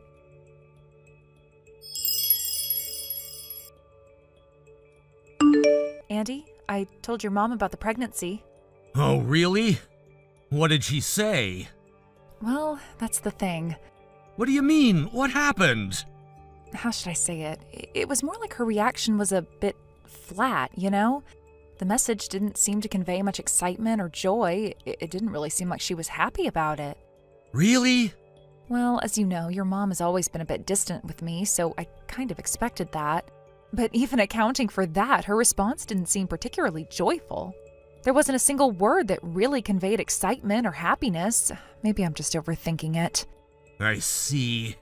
You know, for Dad and Mom, this is their first grandchild, and they seem to be looking forward to the birth of the baby, so I thought they'd be over the moon about it.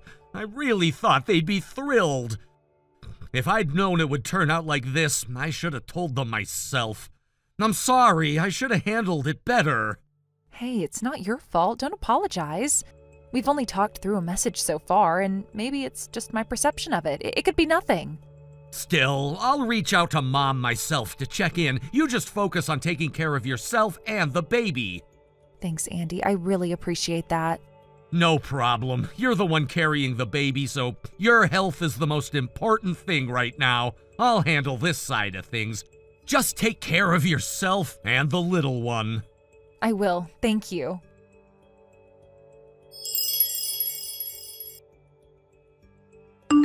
Mom, it's Andy. Oh, what's going on? Didn't you get a message from Rosa a little while ago? Oh, the pregnancy announcement? Yeah, about that. I'm just gonna get straight to the point. What is it? Are you by any chance upset that the news was a little late? Huh? I mean, how should I say this? I saw that chat history between you and Rosa, and honestly, I got the feeling you weren't too thrilled about the whole thing. Oh, well, yeah. It's true that pregnancy is usually a joyous occasion, but this time it's a bit complicated. What do you mean by complicated? Well, you see, Erica still isn't pregnant. Erica? Why are you bringing her up now? Your dad and I talked about it, and we agreed that this time we'd let Erica go first. We need to ask Rosa to give up on this for now. What? Let Erica go first? Give up? What are you saying? What I mean is, the first grandchild should really be Erica's child, don't you think? Huh? What? It's like a matter of seniority in the family, you know. It just feels off, to be honest, if the younger brother's child is born before the older sister's child. It just doesn't sit right, don't you agree? No, that's not how it works. Erica has her own plans with her husband, and besides, this is a precious life we're talking about. You're telling me to just let it go?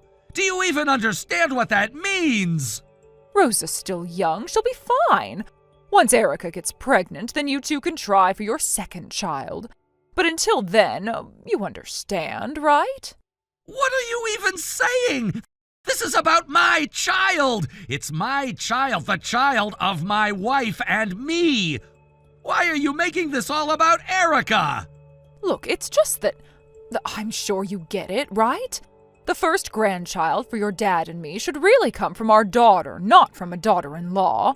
When a child is born from a daughter, there's just a different kind of bond, a closeness we feel. And if that's the first grandchild, the joy is so much greater. What kind of reasoning is that? Are you serious right now? Oh, please try to understand where we're coming from. How can I understand that? It's impossible! We're not saying you shouldn't have children. We're just saying this time the timing isn't right. You need to be considerate of that. Don't make it sound so simple. It's my child we're talking about here. My son or daughter, the one carrying my blood. What does Erica have to do with any of this?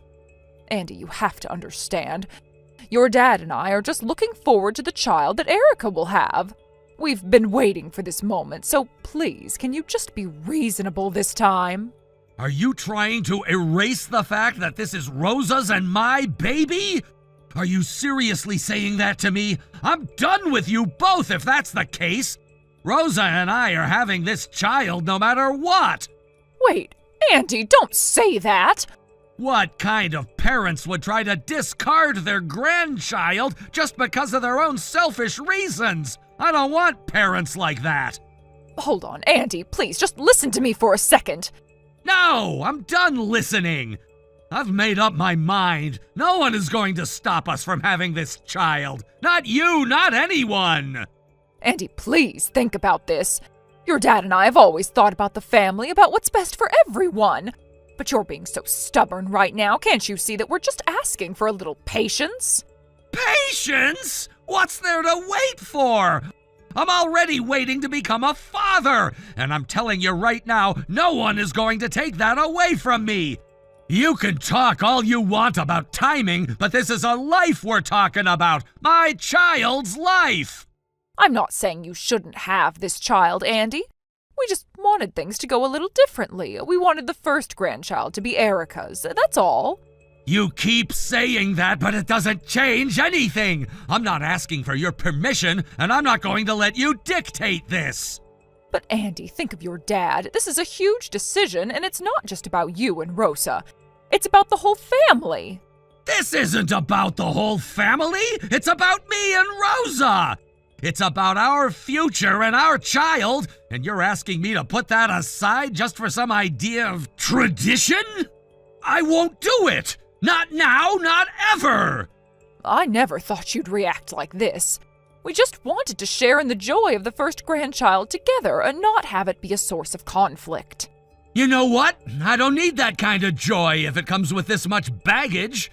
I don't need your approval. Rosa and I are going to have this child, and nothing will change that. Andy, please, think carefully about this. No, it's too late for thinking. I'm making this decision for my family, for the future. And if that means cutting ties with you, then that's what I'll do.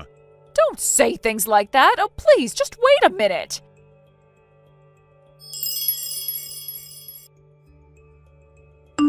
Andy, it's your mom.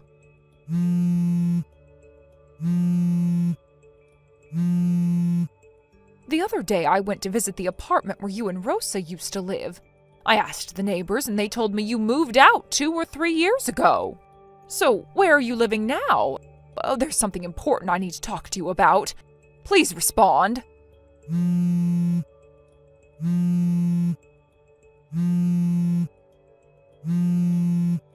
What now? Andy? Yeah, it's me, but what's the point now? Well, I got a new phone and I wanted to reach out to you. Huh? You're calling me for that?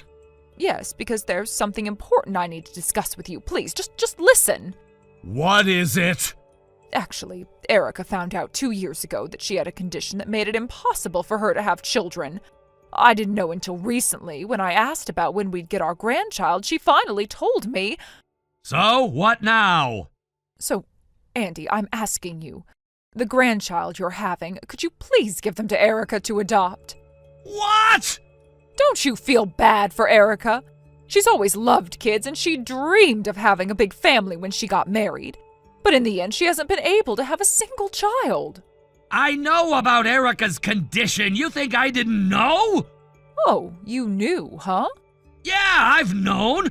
After I cut ties with you, I still kept in touch with Erica. So then, you understand her pain, don't you? That child you're having, it'll be the first grandchild, right? You know, the first grandchild you wanted. Why not let it be adopted by Erica? I'm sure she'd be so happy. Hold on. Are you seriously misunderstanding everything here? What do you mean? I didn't get angry because you didn't treat my child as the first grandchild, okay? That's not the problem. Huh? Then what is? Of course I feel hurt that you don't see my child as your first grandchild, but more than that, it's the fact that you treated the life I was about to bring into this world like it didn't even matter. You just brushed it off like it was no big deal. And knowing that my own parents were the ones to do that, it makes me want to lose my mind. Back then, if I had seen you face to face, I don't even know what I might have done. That's why I cut ties with you. To be honest, I still feel that anger, and it hasn't gone away. Oh, Andy, don't be so dramatic about it. Don't tell me not to be dramatic. You're not understanding what I'm saying. You don't care about how I feel or what Rosa and I are going through. You don't even respect my child. And now you're asking me to just hand it over to Erica like they're nothing? Oh, but you must understand Erica's pain. She's always dreamed of having children. You can't even imagine how devastating this has been for her. I know exactly what Erica's feeling. I've seen it firsthand. But you've completely ignored her current feelings. She's come to terms with things. She's accepted her situation. She's at peace with it, and so is her husband. They've already talked it over, and they know they can't have kids of their own. That's their reality now. Well, Andy, you're wrong there. Erica's feelings are much more complicated than you realize. She's still struggling, and I just want to help her. If you could just understand her position. You're missing the point entirely. I'm not just talking about Erica. I'm talking about my own family, my own blood. Do you even hear what I'm saying? I won't just give my child away. Not to anyone, especially not to fix your family's mess. What are you saying, Andy? We just want to help Erica. She's suffering, and I know she's strong, but we don't want her to feel like she's alone in this. You've already made her feel alone. You've completely shut her out. She was my sister, and you made her feel like she didn't even matter. Do you really think that everything will magically get better if I just hand over my baby to her? That somehow makes everything okay? Andy, please, don't be so stubborn. Oh, this could be a way to make things right. Think of it as a way for everyone to heal. Heal? By sacrificing my child to fix your mistakes? That's your idea of healing? You want me to just erase my child's existence to make you feel better about Erica's pain? You think that's going to fix everything? It's not like that, Andy. I just thought you'd understand how important this is to Erica. You know she still dreams of having children. I want her to feel that joy, that fulfillment, that's all. No, you don't get it. Erica is not the only one who matters here. What about me and Rosa? What about our family? Are you really going to ask us to give that up for Erica's sake? It's not about giving up anything. It's about doing what's best for Erica. She has suffered so much. I don't care about your idea of what's best for her. I care about what's best for my child. And what's best for my child is for them to be raised by their own parents, by Rosa and me. That's the only family that matters. You're being unreasonable, Andy. Just think about it for a moment. No, I don't need to think about it. I've already made my decision. You're not going to change my mind. Please, Andy, just talk to Erica. She's been wanting to hear from you. Don't tell me to talk to Erica. I've already been talking with her because she's here with me right now. She's what? So that means she knows where you are living right now? That's right. And right now she wants to have a word with you. Erica does?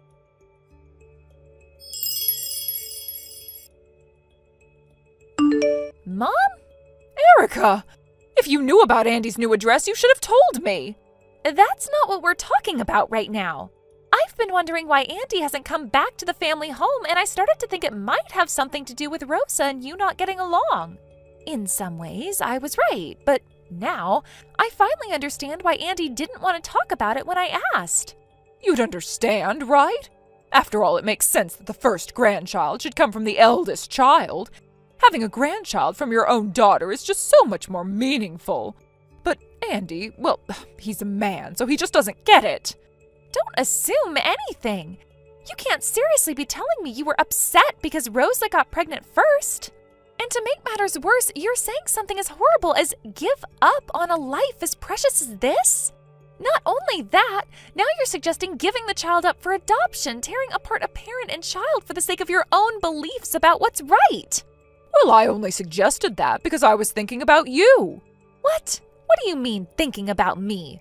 Don't act like you're doing this for me. You've completely ignored what's right for my family and for my child. No, I just thought, since you haven't been able to have children and Andy and Rosa are having one, maybe this could be a way to help.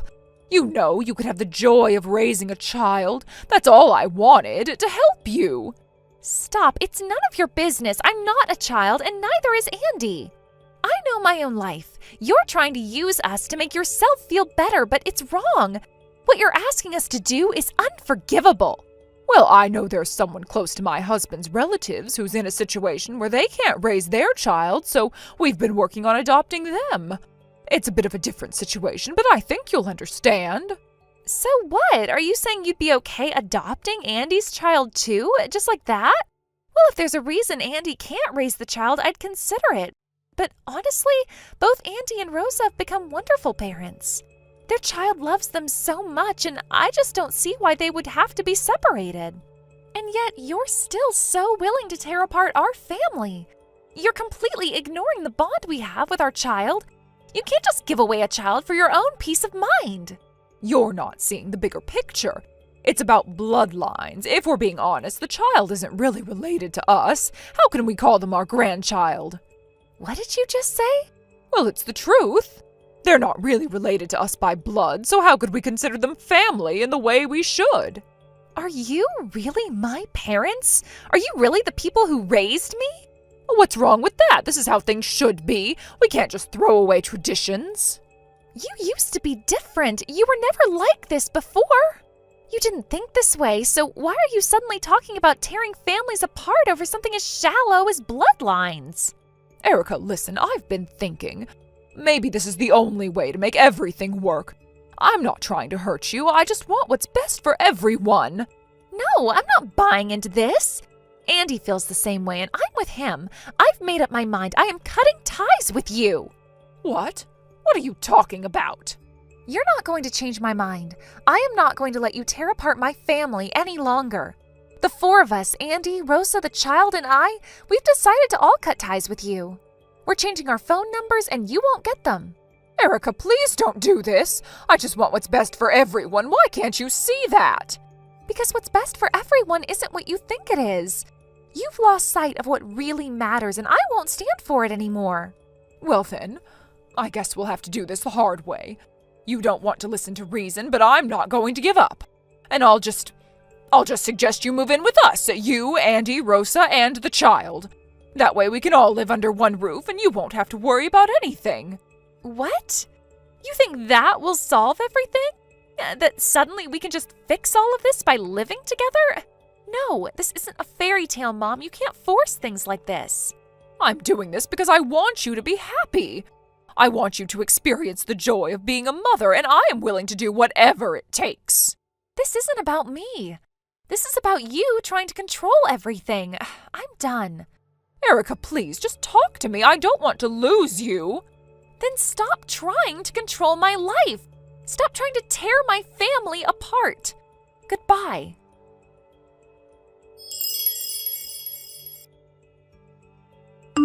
After that message, Andy, Erica, my brother-in-law, and we all just cried. There was nothing else we could do but let the tears flow. The weight of everything, the shock, the disbelief, it all came crashing down at once. The message itself had left us reeling, and now the reality of what had been set into motion sank in.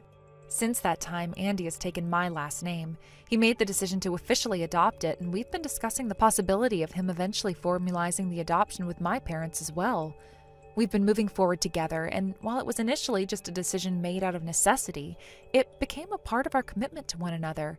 The name change felt like more than just paperwork. It felt like a new chapter in our life, one where we're redefining our relationship with each other and our families.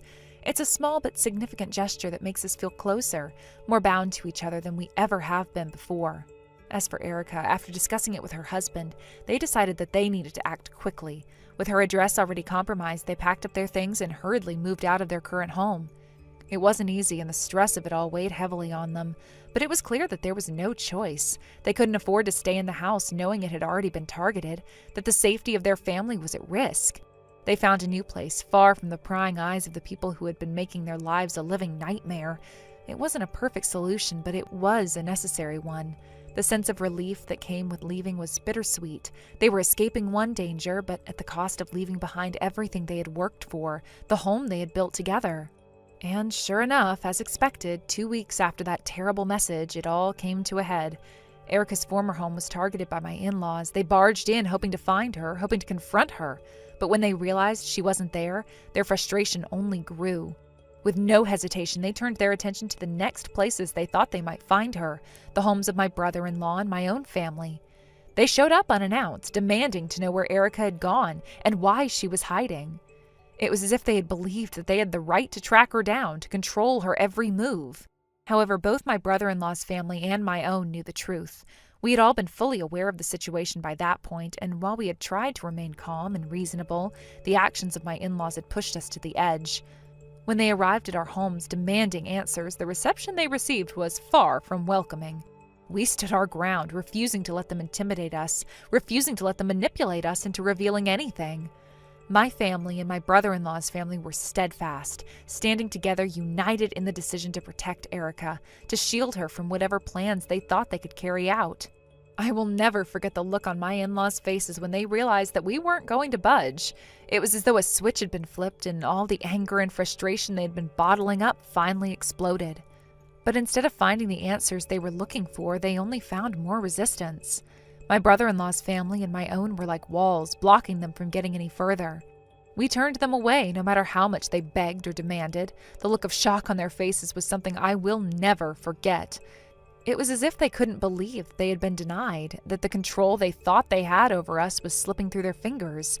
But we were done playing their games. We weren't going to let them dictate our lives anymore.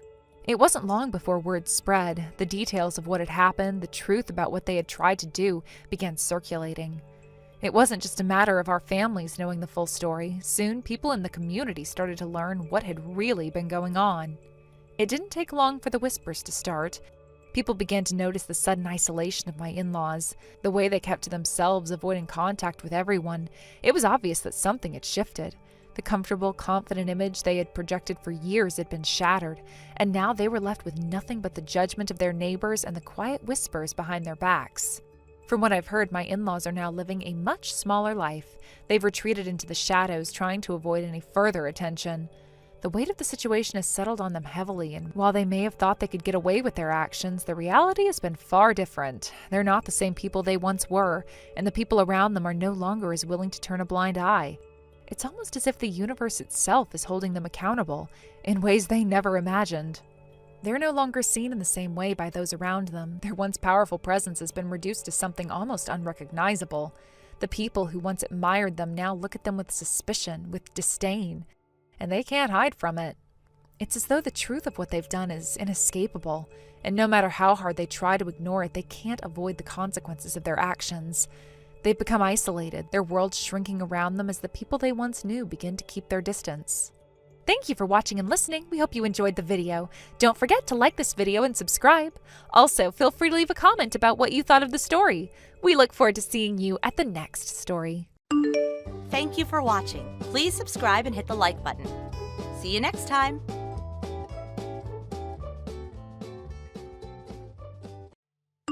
Well, thank you so much for the entrance ceremony earlier.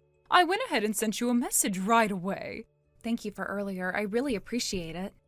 Just to double check, you're Allie's mom, right? Yes, that's me. I'm Allie's mother, and thank you again for speaking to me at the entrance ceremony. I'm actually new to the area, having just moved here from across the station. It's such a relief to finally be able to connect with the neighbors within a walking distance. Oh, you just moved? Oh, that must be a big change. How's everything going with the unpacking? Yes, for the most part. I'm still tackling the smaller details, but I'm taking it slow. I don't want to rush through everything. Well, that sounds good. Let me know if you need anything. I can recommend a few local places or help out with anything. It's always easier when you have a good neighbor to rely on. I'll definitely keep that in mind. Thank you. By the way, have you made any mom business cards yet? Mom business cards? Yes, you know, the cards we use to exchange information with other moms. It's a thing around here. Oh, I've heard of them, but I'm not really sure what they are.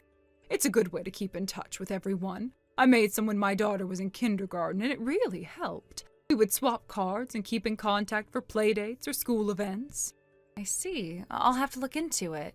I'm still getting used to the idea of having cards for mom stuff.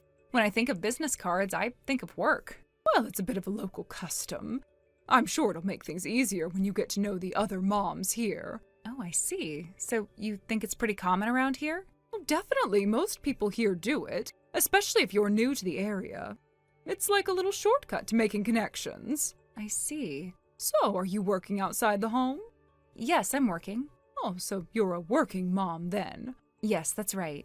Well, that must be a bit tough balancing everything. I've heard it's not easy. It had its challenges, but it's what I want to do. I enjoy my job. But I'm guessing it's because your husband doesn't make enough to cover everything, right? I know it can be tough with just one income. My husband makes good money, so I don't have to worry about working. I can focus on the kids and other things. I understand. It's good that things are working out for you. Yeah, it really helps. I'm lucky to have a husband who does well at work. His income is actually listed on my mom card, along with his position at the company. I'll give you one next time we meet. Wait, you put your husband's salary and job details on the card? Yeah, that's how it is. It's not unusual here. You see, it helps us decide how we relate to each other. You know, we get a better sense of who people are and what they're about. I see. That's an interesting approach. It's just the way things are done, and it helps smooth things over. Right, I see now. Thank you for explaining. Oh, no problem. Oh, I've just remembered. I've got a dinner appointment in a bit. Oh, I have to run out too. I need to pick up dinner ingredients. What are you making? Well, since it's a celebration for Allie starting kindergarten, we're having her favorite, hamburgers. Oh, that sounds great. It's nice to make a special meal for your kids. Yes, it's a simple but meaningful celebration.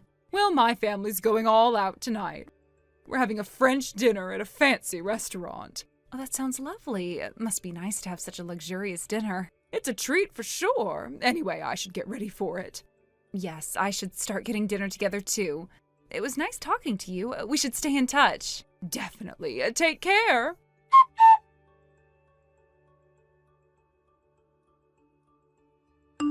Hey, long time no see. How's it going?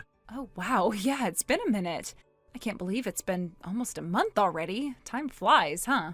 I know, it's like we blinked and a whole month passed. I think we were both in the middle of those crazy move weeks around the same time, huh? Totally. It's been a blur. But it feels good to finally get everything settled. How's it going for you now? Have you gotten settled in at the new place? Yeah, more or less. Still unpacking some stuff, but I'm definitely starting to feel at home. How about you? How's it been for you and Allie? It's been all right. I finally finished unpacking all the boxes, so I guess we're kind of there now. But honestly, the move wasn't all that dramatic. We just moved to the new apartment on the other side of the station. So it's not like we're in a completely different area or anything. That sounds pretty chill then. Not much to adjust to, huh? Exactly. It's a relief, honestly. The move was pretty straightforward, but, it's always nice to get everything in order. Finally getting back into a routine. Anyway, how did Allie's entrance ceremony go today? You were looking forward to it, right? Yeah, it went well. Allie seemed pretty excited, and the best part is she already has made a couple of friends. So that was a nice surprise. It's always a bit nerve-wracking when they start something new, but I'm glad it's going smoothly. Oh, that's awesome. It must feel like a weight off your shoulders seeing her settling in so quickly. Definitely. I mean, it's just the start, right? But I'm glad she's off to a good beginning. Did you get to meet any other parents today? Yeah, I had a few opportunities to chat with some of the moms. I exchanged contact details with a couple of them, so looks like I'll gradually be getting to know them better. Hopefully I can make some solid connections over time. That's great. It's always nice to have a network, especially with the school stuff. If you can make some good mom friends, it makes everything feel easier. I agree. I'm hoping for that. But honestly, there's something that happened today that I wasn't expecting. Oh? What happened? Something go wrong? Well, yeah, I got hit with a little power play right off the bat. Wait, really? Already? That sounds intense. Who hit you with that? It was this mom, Ellie. She seemed fine at first, but as soon as she found out that I work, she just assumed our income must be low. I mean, she didn't even ask. She just kind of assumed. What? That's crazy. She just assumed things about you like that? Yeah, it's a bit wild, but it gets worse. She asked if I made a mom business card yet and told me I should include my husband's workplace and his salary on it. Can you believe that? Wait, a mom business card? And you have to put your husband's salary on it? That's insane! Yeah, I thought the same thing.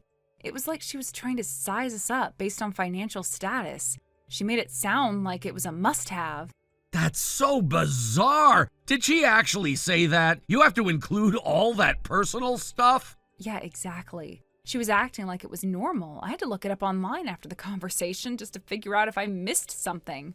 Turns out you don't really need to go that far. It's not a requirement at all. Wow, I'm glad you looked it up and figured it out. I mean, no one should be making assumptions about your situation like that. Honestly, I was a little taken aback. It felt uncomfortable. But I'm glad I got the right information in the end. It's good to know that I don't have to follow her lead. That's really good. I'm glad you're not letting it get to you. So, Ellie, huh? That's the same Ellie that Rachel was telling me about, right? Yeah, that's her. Do you know her too? Oh, yeah. Rachel mentioned her a while ago. She's been dealing with Ellie's mom power trips for a while now. Rachel's actually really relieved to be away from her, especially after the move. She says she feels like she's finally free from all that pressure. Oh, I didn't know Rachel had been going through the same thing. Well, it makes me feel a little better knowing I'm not the only one Ellie's targeted. Yeah, Rachel's been putting up with Ellie's stuff for ages. But now, after the move, she's in a much better place. She's been telling everyone how much more relaxed she feels. That's good to hear. I'll have to talk to Rachel about it more, but honestly, it's a relief to know that I'm not alone in this. Definitely. And hey, you and Martin are probably the best equipped people to handle Ellie's kind of behavior. I mean, you guys have got everything together, right? Well, I don't know about all that, but it's definitely nice to have the backup. It helps to have some leverage in these situations, that's for sure. I mean, you two are basically an unstoppable duo when it comes to handling situations like this. You got the info, the confidence, and the resources. Ellie's got nothing on you. I appreciate that, Ron. It definitely helps to know that we're well equipped, but I'll still keep an eye out for any more surprises, just in case. For sure. And hey, Rachel said she'd be sending you a message later with some other stuff she wanted to pass on. She's got a few more things to share that might be useful. Got it. I'll look out for that. Cool. Well, I should get going. Martin's calling me, so I'll catch you later. All right, tell Martin I said hi. And thanks for all the info, Ron. It really helped. No problem. Take care, Janelle. Talk to you soon. You too. Bye.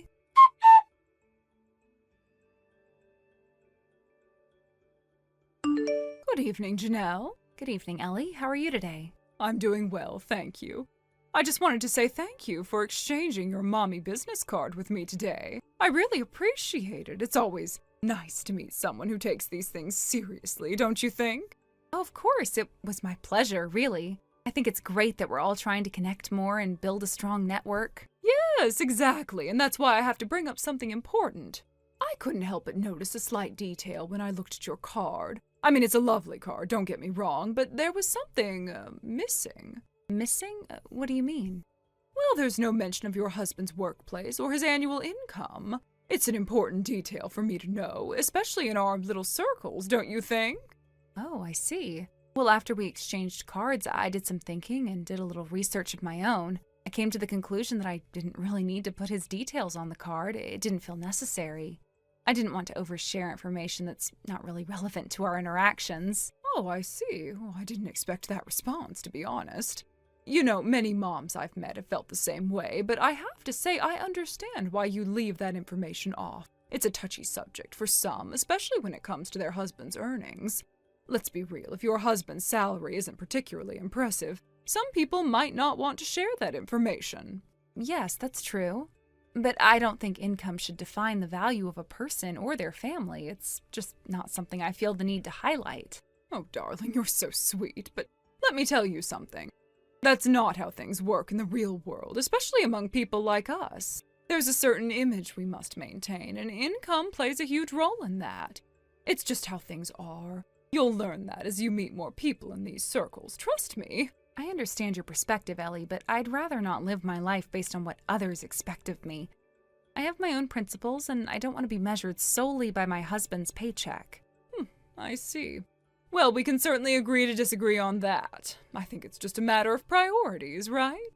Some people value their privacy and principles, and others, like me, understand the importance of making connections through financial status and influence. But enough of that, I'm sure we can still get along, even if our views don't entirely align. So I've been thinking, we should get together for an event, just the moms, a little tea party, maybe?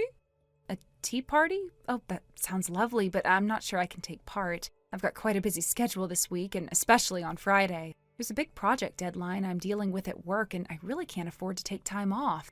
Oh, don't be silly. Surely you can make time for something like this. I'm sure whatever you're working on can wait, right? A little time off wouldn't hurt, would it? Well, I do have responsibilities I can't just ignore. This project is crucial, and it's in its final stages. I have to be there. It's a shame, really. But don't worry, I'm not upset. If you can't make it, you can't make it. But, Janelle, I do need to remind you of something. When you look at my business card again, you'll notice something very important about me. You see, there's a lot more to me than meets the eye. You're starting to understand that, right? I've already seen your card, Ellie. I didn't quite understand what you mean, though. What's the big deal about your card? Oh, sweetie, it's everything. The details on my card aren't just a formality, they show my position. The fact that my husband works at an elite company, earning a very substantial income, is something people need to know. Because it speaks volumes about our social standing, our influence, You understand, don't you? I suppose I understand the connection you're making, but I still don't see why it matters so much. We're all just people, aren't we? Why should our value be tied to our income? Oh, Janelle. Sweetheart, it's not just about being people. It's about understanding your place in society. You think this is just about you and me being friends, don't you? But no, it's about knowing your role and how you fit into the bigger picture. My husband's earnings are much higher than your husband's. That's just a fact. We're above you in social standing. But because I'm generous, I'm willing to extend my friendship to you. As a favor, it's my choice, you see. That doesn't seem very fair. Or even like real friendship. If you're only offering your company based on income disparity, then it's not genuine. Oh, I see. You're still struggling to understand, aren't you? Well, let me be blunt. My family's income is in the stratosphere compared to yours. We're wealthy, Janelle. I don't know if you've noticed, but my lifestyle, my connections, they're far beyond what you experience in your day-to-day life. You're just an average person, and you have to accept that. And because I'm generous, I'm willing to spend time with someone like you. But in exchange, you'll do what I ask. You'll play the part of a grateful, subservient friend. You're asking too much, Ellie. I won't be treated like that. Oh, don't be difficult. I'm giving you an opportunity here. If you don't appreciate it, well, that's on you. But know this. If you ever cross me, if you keep resisting, I'll make sure you feel the consequences. You might lose your place here among people who matter. Your whole life could change, Janelle. You could even find yourself without friends, without the respect of those who matter. People like me, we have ways of making things happen. You can't afford to anger someone like me. That's an empty threat, Ellie. I won't let you control me with fear. Is that so? Let's see how long that defiance lasts. You think you can just stand up to me without any consequences? People in our circle know how to make things uncomfortable. But let's not talk about that just yet. You've got a lot to think about. I've already made up my mind, but before we go any further, I have a question. You mentioned your husband works for a certain company, and I've seen the name on your card, but I need to confirm something. What is it? Spit it out. The company your husband works for? It's actually my business partner's company. We've worked with them for years. They're one of my company's biggest clients. What? Are you serious? You're telling me that company? No. That can't be right. How could you possibly have a connection to them? Yes, it's true. I didn't know your husband worked there, though. I guess this changes things a bit, doesn't it? Wait a minute. This is unexpected. You've got connections there, too? But I've been the one flaunting this. You haven't been holding out on me, have you? No, I wasn't hiding anything. I just never thought it mattered, Ellie. But now I see that things aren't as simple as I thought. We both have ties to the same people, and it seems that now things might be a bit more, equal between us. Oh, wait, I suppose I haven't properly introduced myself either. I'm a freelance web designer. Huh? You're not just a part-timer? Don't tell me you're scraping by with a tiny paycheck. Well, I make a decent living, thank you. And about the General Affairs Manager title on my card, you see, I've met the person holding that position, and it wasn't someone named Ellie. I haven't heard anything about that position changing either. Oh, about that. Just to be sure, I asked my husband as well. He confirmed to me the Ellie Johnson you mentioned doesn't seem to be the one associated with that role either. Your husband? Yes, actually, my husband works at the same company as yours. Wait, what? Yes, he's the head of human resources. Head of HR? But wait, how old are you? Me? I'm 35. Wait, your husband is about the same age, right? But to become a department head at such a young age, it's not like that's something that happens overnight, is it? You trying to take a position like that, pretending to be something you're not, it's utterly shameless. How could you try to pull a fast one like that lying through your teeth? But we have a 17-year age difference. If you don't believe me, you can ask my husband. His name is Martin Saunders. Wait, what? Martin Saunders? Are you telling me that Martin Saunders is your husband? Yes, that's right. I don't believe this. You've been lying this whole time. Actually, no, there's no need for all the accusations. It's all been the truth. But your husband, he's been working in the factory department, right? Just a regular employee. Isn't that what you said?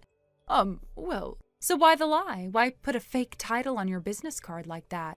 Does your husband even know about it?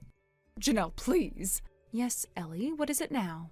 I'm begging you, please don't let this get out. Please, I'll do anything you ask. Anything, I promise. Well, I don't plan to make a huge public scandal of this, but... Thank you. Thank you so much. But, Ellie, it seems that quite a few people already know about this. Well, apparently your husband sometimes picks up the kids from the school in his company-issued work clothes. And not just any work clothes, the ones from the factory.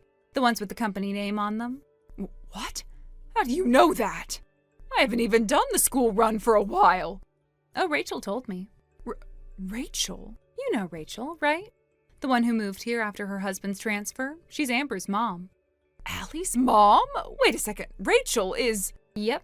Rachel's actually my brother's wife. Funny how things work out, right? Wait. So Rachel already knew all of this?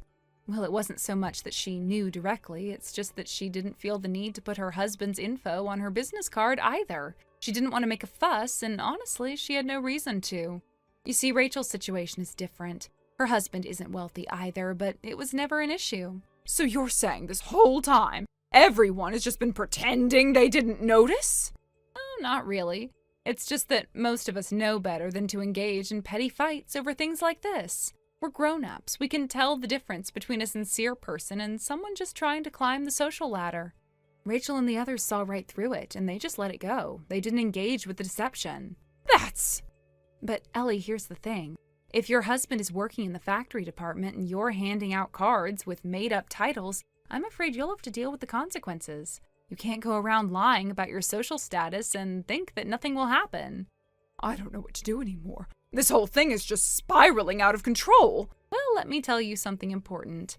Your idea that not putting your husband's information on your business card means his salary is something to be ashamed of needs to go out the window right now. You can't lie about these things, Ellie. That's the real embarrassment. Lying about something like this, that's the real shame. I don't know how to fix this now. Well, it's simple. You stop the lies. No more pretending. And if you want to keep your dignity, you need to face the truth. Otherwise, you'll just end up hurting yourself and everyone around you. The truth always comes out, Ellie, and it's better if it comes from you before someone else decides to expose it. I just wanted to fit in, Janelle. I wanted to feel like I belonged in these circles, but now everything is falling apart. Oh, I know. I know exactly how you feel. You thought if you presented the right image, people would accept you, wouldn't question you, maybe even admire you. The world is full of people like you, Ellie, who want to be seen a certain way. But here's the thing, you can't fool people forever. Sooner or later, they'll see through it. And it's not about belonging to this or that circle. It's about being respected for who you truly are, not who you pretend to be. But what about everyone else? What do I do when people find out? The truth will come out, but at least you'll have the courage to face it. You can't keep hiding behind lies. The sooner you confront it, the easier it will be. You have to decide, Ellie. Will you keep pretending, or will you start living the truth?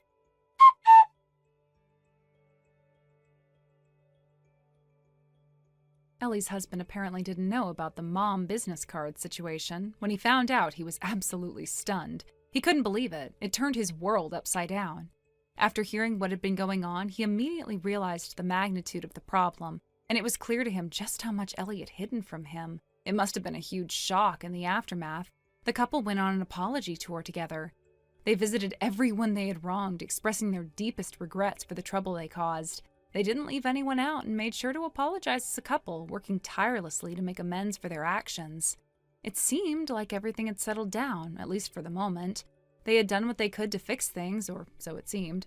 However, things took a turn when another bombshell dropped. It came to light that Ellie's husband was heavily in debt, far deeper than anyone had realized. It turned out that she had been doing whatever she could, going to great lengths to fund her image as a wealthy, glamorous celebrity mom. She had been living beyond her means, taking out loans and even making some questionable decisions just to maintain that facade. It was clear now that her desire to keep up appearances had led to this financial disaster. The discovery of this debt became the final straw. The pressure of the situation became too much, and Ellie and her husband's marriage ultimately ended in divorce. It was inevitable, given everything that had come to light. The debt, the lies, and the trust that had been shattered, it just couldn't be repaired. As for their child, the custody battle was a difficult one. It became clear that raising their child while burdened with such overwhelming debt wasn't a feasible option. The husband was granted custody as it was apparent that Ellie could not provide the stability her child needed, given her financial and emotional turmoil. On top of everything, Ellie's parents, who had been deeply upset by the whole situation, ended up cutting ties with her completely. They disowned her, unable to forgive what she had done. Left without the support of her family, Ellie ended up in a rundown apartment, barely scraping by. She was working multiple jobs, trying to pay off her mounting debts, day in and day out. It wasn't easy, and it was clear that she was struggling to survive. I occasionally see her around town, but every time I do, she seems to duck away as quickly as possible, almost as if trying to disappear into the shadows. The way she tries to avoid being seen is heartbreaking. It's hard not to feel pity for her when you see how far she's fallen. Thank you for watching and listening. We hope you enjoyed the video. Don't forget to like this video and subscribe. Also, feel free to leave a comment about what you thought of the story. We look forward to seeing you at the next story. Thank you for watching. Please subscribe and hit the like button. See you next time.